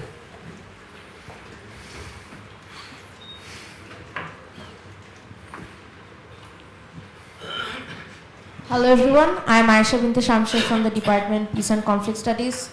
Just got admitted to it, so I had 2 questions. First, adding to what Apu just asked. So the youth has a different point of view on grasping things. We can see a very serious situation becomes a funny meme, or we ourselves desensitize some situations a bit. So how would the EU recommend the youths to actually connect and share their narratives with them? And my second question is regarding the whole geopolitics or how we actually should collaborate in the real life world. So as Bangladesh deepens their ties with institutions like the New Development Bank while maintaining strong links with the EU and the IMF, how does the EU envision a complementary collaboration rather than competitive, like financing architecture? Specifically, what scope do you see for EU and DB on financing? Thank you. Those are my questions. Assalamu alaikum. Thank you so much. My name is Mohammad Yasin Arif Johnny, currently studying at the Department of Peace and Conflict Studies. So my question is, as you all know, the Bangladesh is a developing country. So due to recent domestic transitions and political shifts in Bangladesh, many students in Bangladesh are facing problems regarding higher educations. So my question is, what are from the perspective of European Union, what are the initiatives and steps are being discussed to ensure that academic genuine exchange between youth and European institutions remain smooth and unaffected? Behind you, please. Good afternoon, Your Excellency. I'm Shiraja Munira from the Department of Sociology. And so my question is, as Bangladesh and European Union move towards a new partnership and cooperation agreement, so what concrete mechanisms will enable young people, university researchers, and civil society organizations, particularly outside Dhaka, to participate in shaping and monitoring its implementation? Thank you. There is another one, please. Thank you, Your Excellency, for a nice presentation and insightful conversation. I'm Jubair Hussain, a sociology graduate student here at University of Dhaka. I'm curious about how European Union sees the role of young researchers and universities in strengthening the relationships and strengthening the relationships and opportunities to between Bangladesh and European Union beyond traditional development corporations. Thank you. Thank you. I'll come for the second round. Ambassador. Thank you very much for all the questions. Very thoughtful and very specific. And I will try to go one by one. So I think we start with Tanzina on representing the student body and keen to see how we can increase work on youth leadership. So I will say that there are a number of programs that we are involved with the student body, with young professionals, seeking to ensure that women and others have access to networks and knowledge and gainful employment and excellent careers. So we have Shaktikona for young engineering and technology graduates, and we also have academic exchanges in the form of Erasmus+.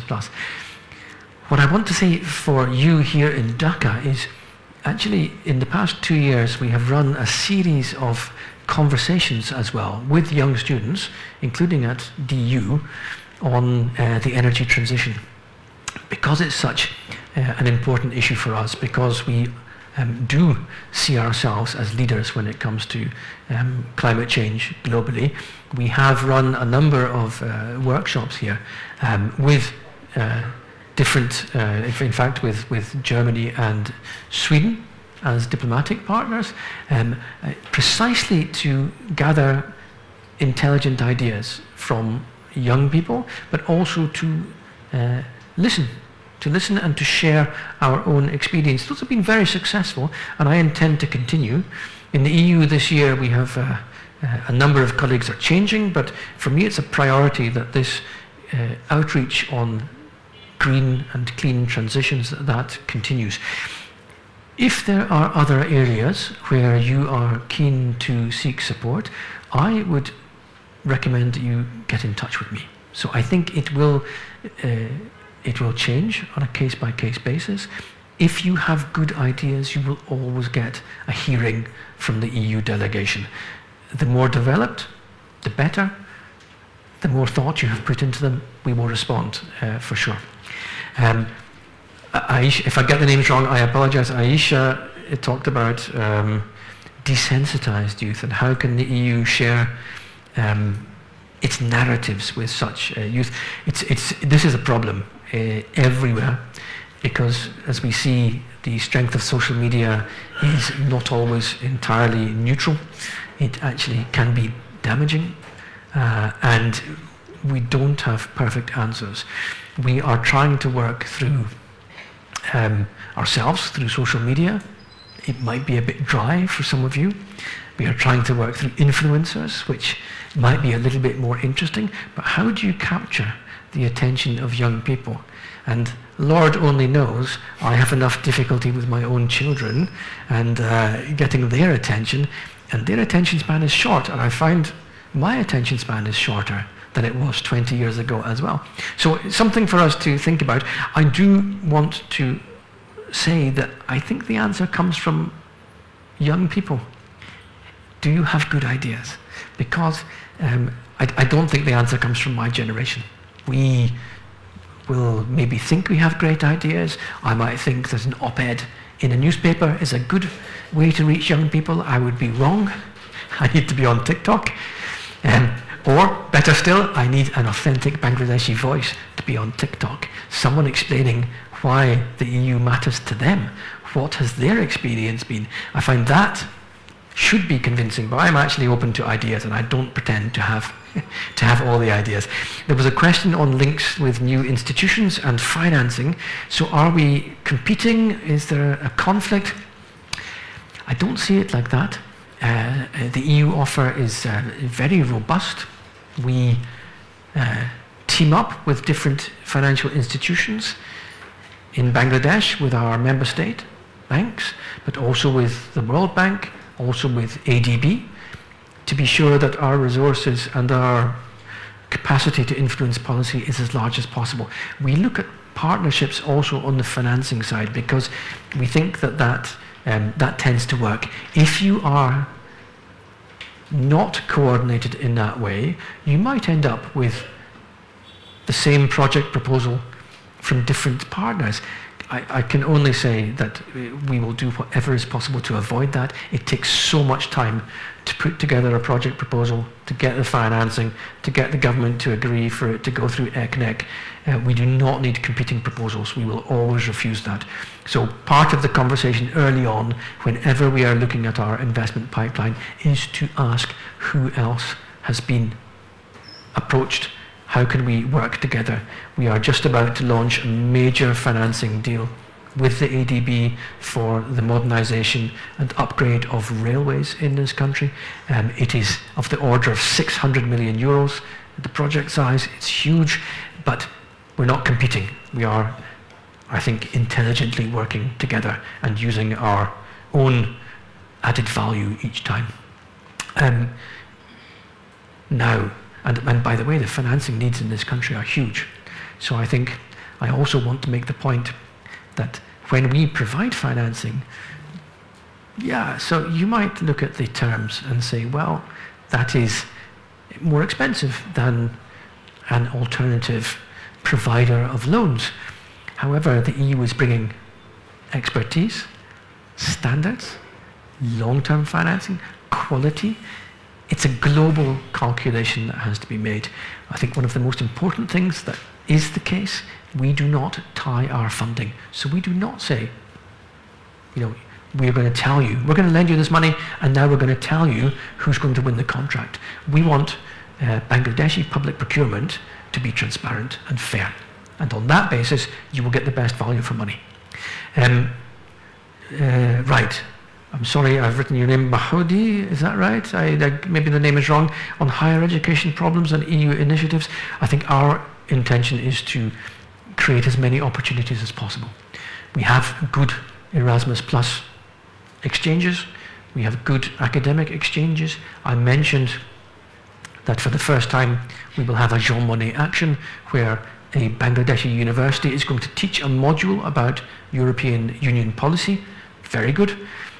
The next nut to crack is going to be how we ensure that our research organizations work with Bangladeshi research organizations that are world class. You do have these organizations, especially in health and research, but not only. But our own research entities need to be familiarized with the offer in Bangladesh. I think this is coming next. We, with Horizon Europe, we have the biggest research program anywhere in the world, and I want to make sure that when there is an opportunity in this country, that it is grasped. Shirija, apologies for the name. Partnership and cooperation agreement, how do we see young people being involved? Very good question. In the PCA, which has been negotiated but not signed, it actually refers to the creation of a civil society consultation body. So, good news, accepted by the Bangladeshi government. We would need to fill that with content. So once the PCA is in place, we're going to need to actually establish rules of procedure, make sure that body is meaningful and involved and offering advice. In the EU, we actually have a whole institution which is making sure that civil society, business and NGOs are part and parcel of our policy shaping. It's the Economic and Social Committee. And that sort of approach is actually something that would be very handy for Bangladesh on its own, regardless of the PCA. So how do you involve private sector voices, civil society? You have to structure it. So you have to oblige the administration, because we did it in our system. If you're not obliged, you go on doing what you've done for decades. It's human nature. If there's an obligation to consult, it happens in different ways. So that is something to be aware of. And this civil society body, if it is set up during my tenure, and I'm here for another 2 years, so I certainly hope so, I will be investing my time in giving this body weight and significance. And the last question was, how do we see the role of researchers in, so beyond traditional cooperation, the role of researchers, so this is, again, if you look at Horizon Europe, our program for encouraging research collaboration between the EU and within the EU, but also with partners outside, I see this as huge potential. So I think that is where I would put my energy, because the program exists, the funds are identified, it's about networking. So I think there is a little bit of sometimes an expectation that we sitting in Gulshan 2 can put together networks of researchers. I think that's not the right approach. My only advice would be, you will know, because you are researching, you're online, you're attending academic conferences, you will know with which organizations you want to work. Pursue that. Make sure you are part of those consortia that then approach us for funding. On that basis, you will be successful, and we will try to make that happen. Second round. Here. Right.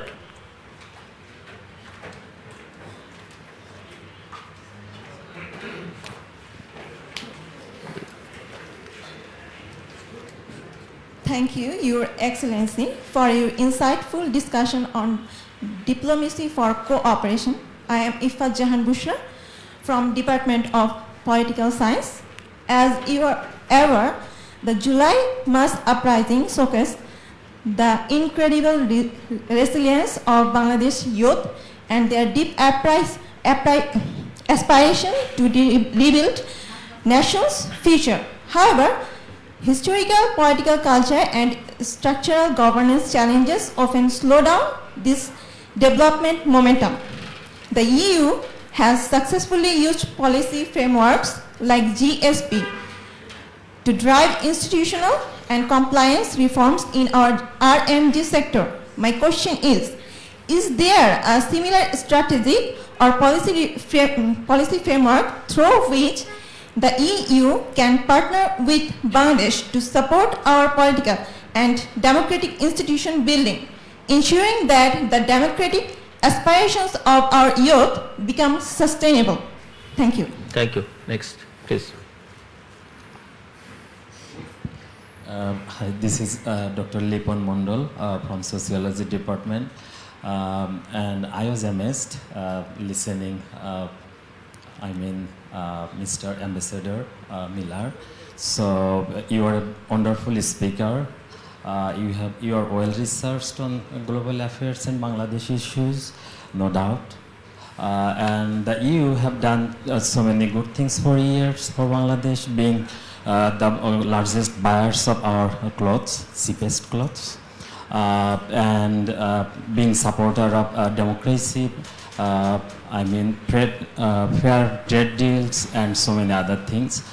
So I would like to know two things at least, that how many diplomatic or strategic failures do you have on your list that EU made in Bangladesh, or how many mistakes EU made in Bangladesh while dealing with so many political things? For example, I will give you two examples. One is from dealing with humanitarian crisis with the Rohingya issues. Since it's a human-made and you are saying entirely political, so solution must be a political thing. So what would be the next role of EU for handling with these issues? Second issue is, the largest buyers is the cheapest, goods here, and if this apparel industry produce like 100 billion revenue for Bangladesh, so only 4% goes to the workers. So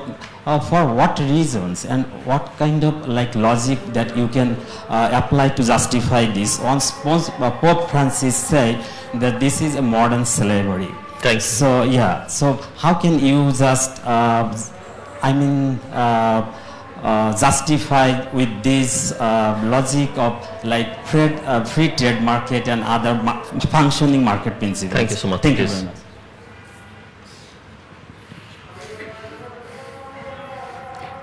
Mike. Mike, please.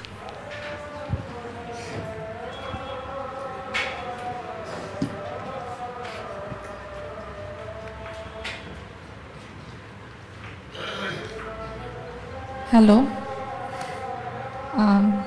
Hello, Ambassador. Myself, Pushpita Chaudhuri.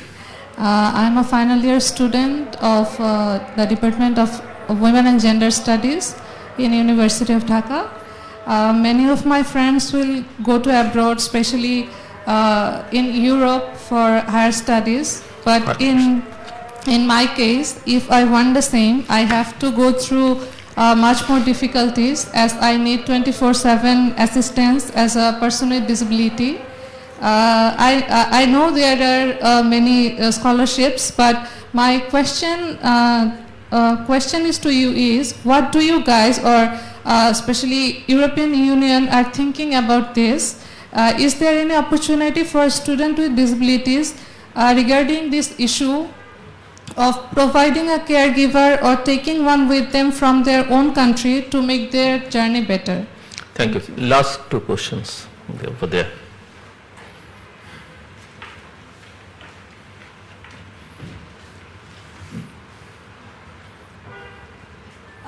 Assalamu alaikum. Myself Shirajum Sadia Nukshi, and I'm currently a student of Population Sciences Department, 4th year. So as we all know, Bangladesh is going through a demographic dividend, and already Bangladesh is currently, demographic transition, and Bangladesh already benefits from demographic dividend, but the aging curve will follow in few decades. So does the United Nations factor this long-term trajectory into this current development plan, or are we just only talking about the youth bulge? Thank you. Please. Hello, my name is Shahi. I'm from Population Sciences Department. Me and my friend have this thing where we discuss about different things every few nights. We call it Bhab Chakra. And there we were discussing about these same things. Is democracy failing in South Asia, or are we seeing a democratic backsliding in this region?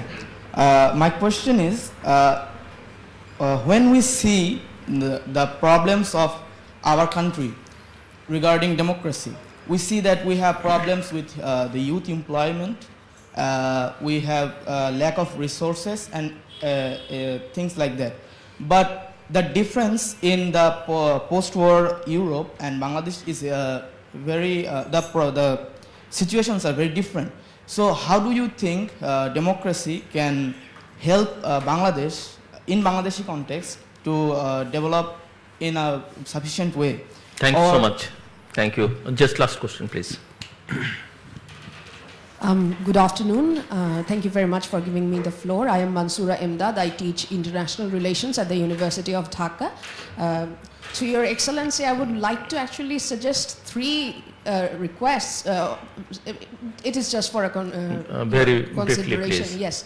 The first thing is whether you could, the EU could hold ambassador for a day program for our students in the long run. I talk about this because I was a beneficiary of the Royal Norwegian Embassy's ambassador for a day program, where I got to know about the intricacies of the life of an ambassador absolutely from close range on the 6th of March in 2019. So that kind of an experience would greatly benefit our students. So such a program, if the EU can consider it, because it is already in place in Pakistan by the European Union, if this could be considered for Bangladesh, that could be, of course, a great stride. That is the first one. The second one is that we know that the European Union has a great deal of cooperation with Bangladeshi research institutes in terms of health and other kinds of science-based or STEM-based sectors. But given the international fragmentation of the world order, how about extending the research in the social sciences, arts, and humanities?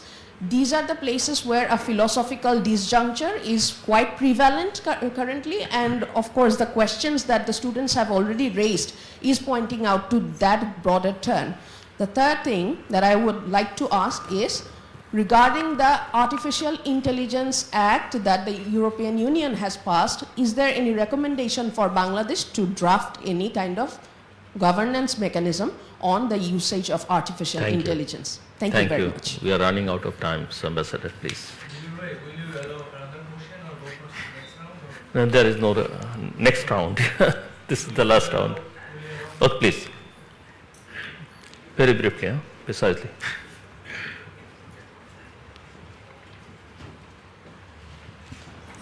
Thank you very much, Ambassador Miller. Good to see you again. I have a written question for you. You have asked to have patience in your opening statement, as after 5th August, the expected change has not been taken place. We are ready to have patience for the good change. But I do agree that reforms and good practices needs time, but how do you feel when you see in the interim period dead bodies were brought out of the graves and burned down? A young man named Tipu was brutally beaten and burnt in broad daylight. Mobocracy was made normal everywhere, and even now, concerts are banned. The artists, singers, and showbiz stars are requesting or asking the government whether singing or acting is a crime. And just 2 or 3 days back, you might have seen that our age-old culture, rowing, boat rowing, that is being banned, and at last, the Tawhidi Janata has given permission on the condition that next year it will not take place. This morning, just few minutes back, I was checking the news portal and found that in Sawar, Orosh is being stopped by the Tawhidi Janata. Orosh means Mahfil, Islamic Mahfil. The religious this morning gathering. Yeah. So in this context, you are going to have a investment thing in next year. You have raised the issue of law and order security concern. So how do you assess this? Thank you so much. Thank you. Ambassador, please.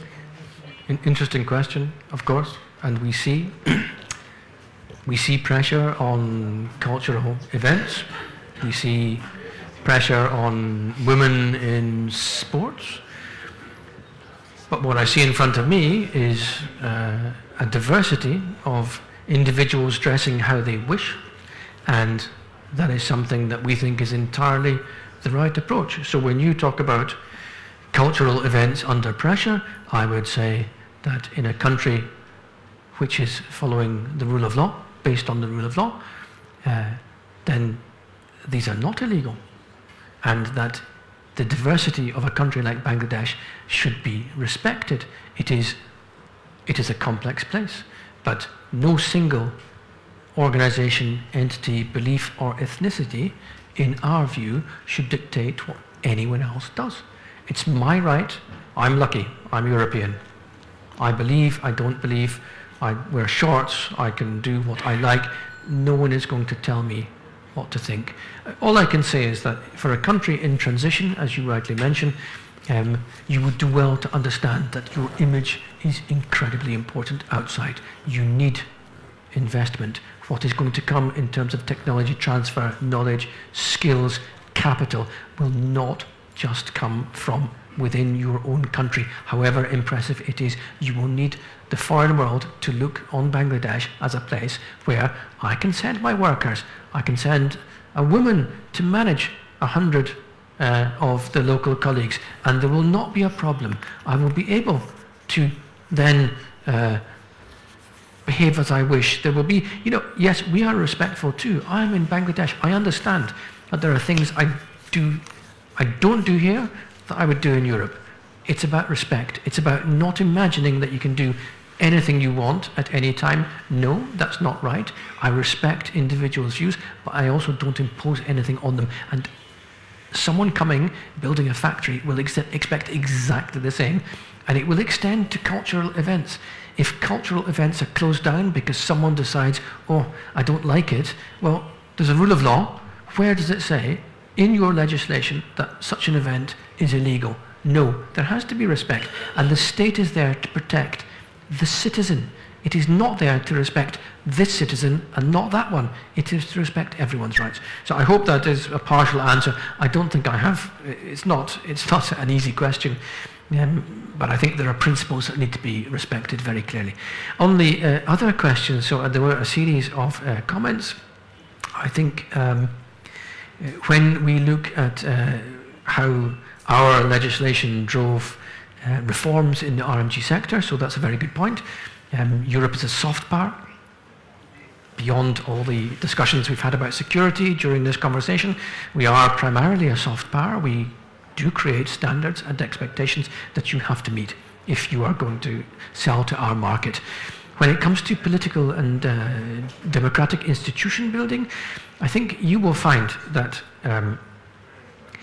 already the relationship is actually based on the fact that you have subscribed to international conventions to uphold labour rights, human rights, environmental standards. That is why you have everything but arms access to our market. If we look ahead, any FTA will also involve human rights in trade. There will be a chapter. If we get to that stage, there will be a chapter on human rights in trade as part of your FTA. I can already promise you that the fact that we are talking about an FTA is based on the fact that you held credible democratic elections. It would not have happened without those elections. So maybe it's not direct, but it is a very strong context in which we work. There was a question from this gentleman, I think, wearing the red top, about EU mistakes in Bangladesh. Undoubtedly there have been. You asked specifically about the humanitarian response. I don't have a perfect answer for you, but I do think that when this response kicked off in 2017, we did not use experience from the Syria crisis to inform the design of how we responded. And had we used that experience from the Syria crisis, with which I was involved, I'm not saying we were perfect, but we did have compacts with the hosting countries, which were there to try to ensure that as long as the refugees were present in the hosting country, they would be able to run home-based businesses for single-parent families. They would have access to the labour market, always with the agreement of the hosting countries, always with European financing. But it was a way to diminish the friction between hosting and refugee communities. It is not about integration. You did not see that. We did not support it. It did not happen. And it's the same here. I think there are lessons. If we had to design the response, we would not do it in the same way. We would not have this sort of permanent dependence on external financing, which is actually a vulnerability. You asked as well about the size of the RMG market and how you argue that so little of the money goes to workers. Of course, if we are here with a very strong labour rights agenda, so we want the trade unions to be part of the tripartite dialogue, for that dialogue to be credible, for the workers to be represented correctly, for the government to be there, for the employers to be there. Actually, we saw the tripartite committee doing very well in the past 2 years, coming up with a very credible Labour Act. And the coming challenge will be to create the rules for the implementation and to reform the EPZ law. So there are expectations. It's unfinished business, like so much of the reforms. But I think the direction that we see is that the workers will have better representation. We cannot see that if there is an industrial dispute, the factory is closed down, or there is violence. We want to help work with Bangladesh to avoid those industrial relations tensions emerging. And I think that we are moving in this direction, although, yes, your starting point is rather complex and difficult. And from the lady in the wheelchair here, thank you for your question on people with disabilities and the opportunity to travel. I personally think that if you were to win a scholarship program to a European university or more than one, they would pull out the stops to help you go, and they would pull out the stops if you needed a carer. They would pull out the stops to also help with visa and costs. But it will be on a case-by-case basis. Every case is different. If you have a specific case or you know of someone with particular problems, please come to the EU delegation and tell us, because we will try to help with any problems that you encounter. It's never completely straightforward, but you can be sure that we are very focused on disadvantaged groups, people who struggle to maybe access even basic facilities. In Europe, there's a strong focus on this, so I think it would be you would be met with a great deal of positive attention. The lady in the brown sari talked about the democratic dividend. Yes. So you have a moment of opportunity, but it will pass, and you can see it passing, because if anyone, I don't know if anyone is studying demography, but already whoever is studying demography, you know very well, limited moment in time when labour is your strong point. It has to be skilled labour. I think that's the issue for your country. It is shifting from what is still primarily agrarian to the service sector. You are 44% of your population is still actually working in agriculture, although the share of GDP is very small these days. The service economy is booming. How can you make sure that young people have the environment in which startup capital can be found and your skills can be nurtured? I think there is my own engagement with the government is very positive. They're very focused on e-governance, on interoperability, on startups. So I think it is for them to give you the answer, but I honestly think that the focus has to be on the service economy, young people. Where do you have value added? And it has to happen now, because in 15 years' time, it's too late. Simply, someone else will have the I'm afraid to say you will have it's good, you will have an older population that is still alive needing care, but you will not have this capacity now to really respond quickly, because you have pairs of hands that are free. The gentleman in the blue shirt talked about democracy and how it might, I think you were saying that it might be failing, I don't know, the gentleman is here, might be failing the youth. In South Asia, I tend to look at South Asia, but that's the country that I know better than the others, in Bangladesh. I don't see democracy failing. I see Bangladesh bucking a trend which is more global, undermining democratic institutions, but actually you've been rebuilding them. So I think that it's slightly different.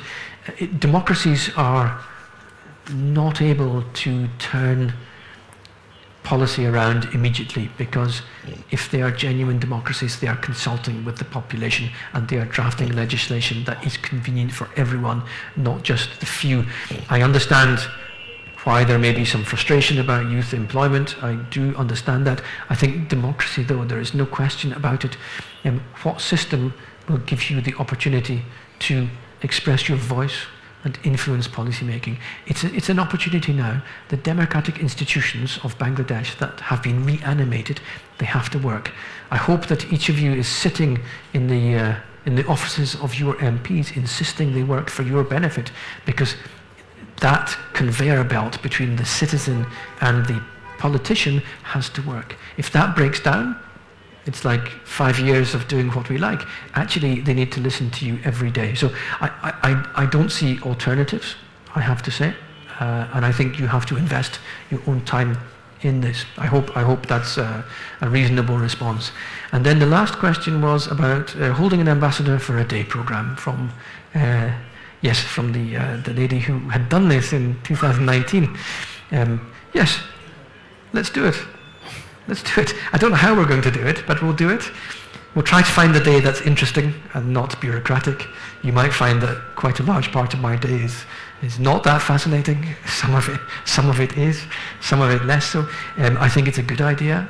and why not? Let's do it. You have my commitment. On cooperation with researchers and the AI Act, that potential for cooperation is already there in the social sciences. I think what I have asked the EU to think about is actually putting itself forward to teach a module in European Union political affairs. What we are, what we do, how we function. I think there is a gap in knowledge. It would be the best way for us to fund this sort of cooperation networks that you're speaking of, and I would be delighted to support it. And then for the AI Act, there's a lot of interest in AI here in Bangladesh. I think the lesson from the rest of the world is that it does need regulation. We have an AI Act in Europe. It is early days in terms of implementation. We have already shared the text of that with your authorities. I think it cannot be the Wild West with the AI. Too risky. We need to use it for everything that it can do well, which we do, but we need to avoid that it is a means to undermine your privacy or invade your privacy or abuse your online images. No, none of that is correct. So we need a way to regulate that. We have good relations on ICT just now, ICT division, cabinet division, the advisor to the Prime Minister. I think, I hope things will move in the right direction here. Thank you. Ambassador Miller, thank you so much. Thank you very much. Today's conversation reminds us that Bangladesh-EU relations can no longer be understood simply through development assistance or governments. The relationship increasingly touches almost every major question facing Bangladesh: democracy and institutions, trade and investment, labor standards, migration, technology, climate change, regional security, and geopolitics. For our young people, Europe is also much more than a distant political entity. It is a market, an education destination, a source of technology and ideas, a potential workplace, and an increasingly important strategic partner. But meaningful partnership required candid conversations about areas of agreement as well as areas where perspectives differ. And that is precisely the spirit of the Meet the Ambassador program. On behalf of the Center for Governance Studies, I would like to thank His Excellency Michael Miller for joining us and engaging so openly. I would also like to thank Frederick Ebert Stiftung, FES Bangladesh, for collaborating with CGS, the University of Dhaka for hosting us, and all our distinguished guests and the students for being part of today's conversation. Ambassador Miller, thank you once again. Thank you. And thank you all very much. Thank you. Thank you. The students.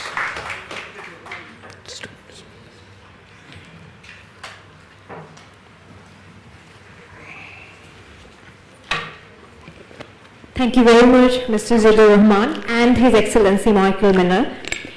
Well, we are very much near to the end of the program, but before we do, I would like to request Mr. Shadhan Dash, Program Advisor of Frederick Ebert Stiftung, to share his remarks with the audience kindly.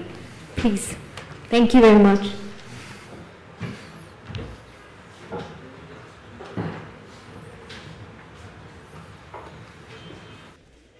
Thank you, Tasfia.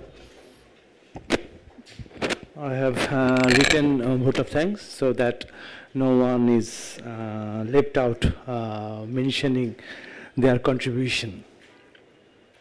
So distinguished guests, respected teachers, dear students, members of the media, ladies and gentlemen. It is my great pleasure and privilege to deliver the vote of thanks at the conclusion of this important event.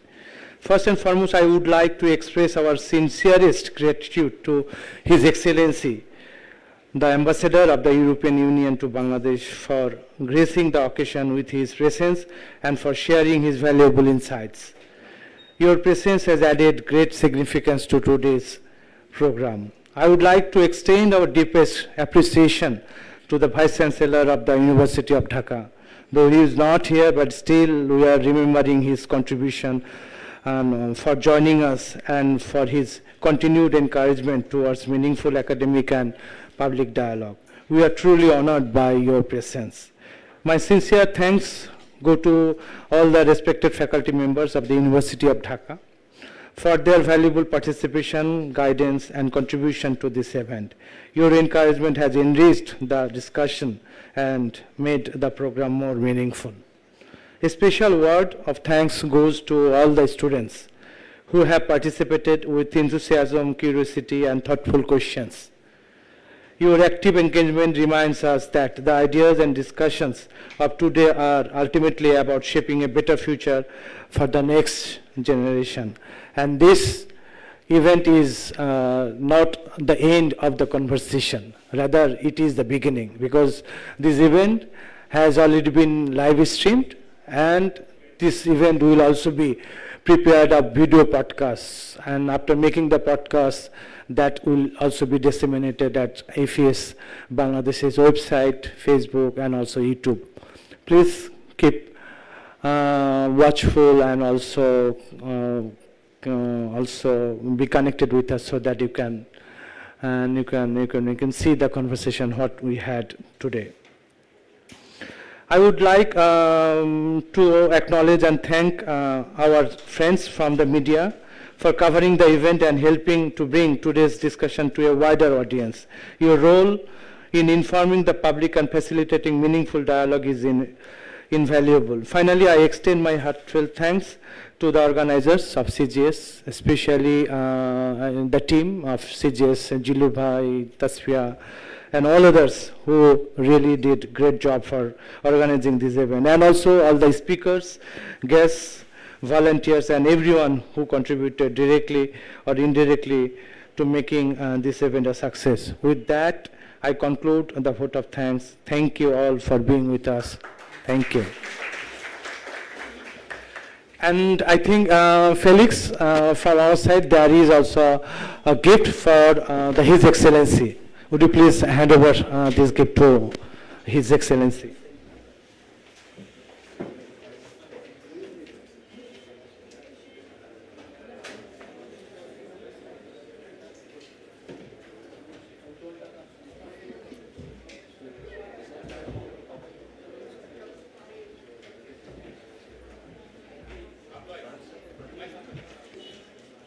I request the participants to please remain seated.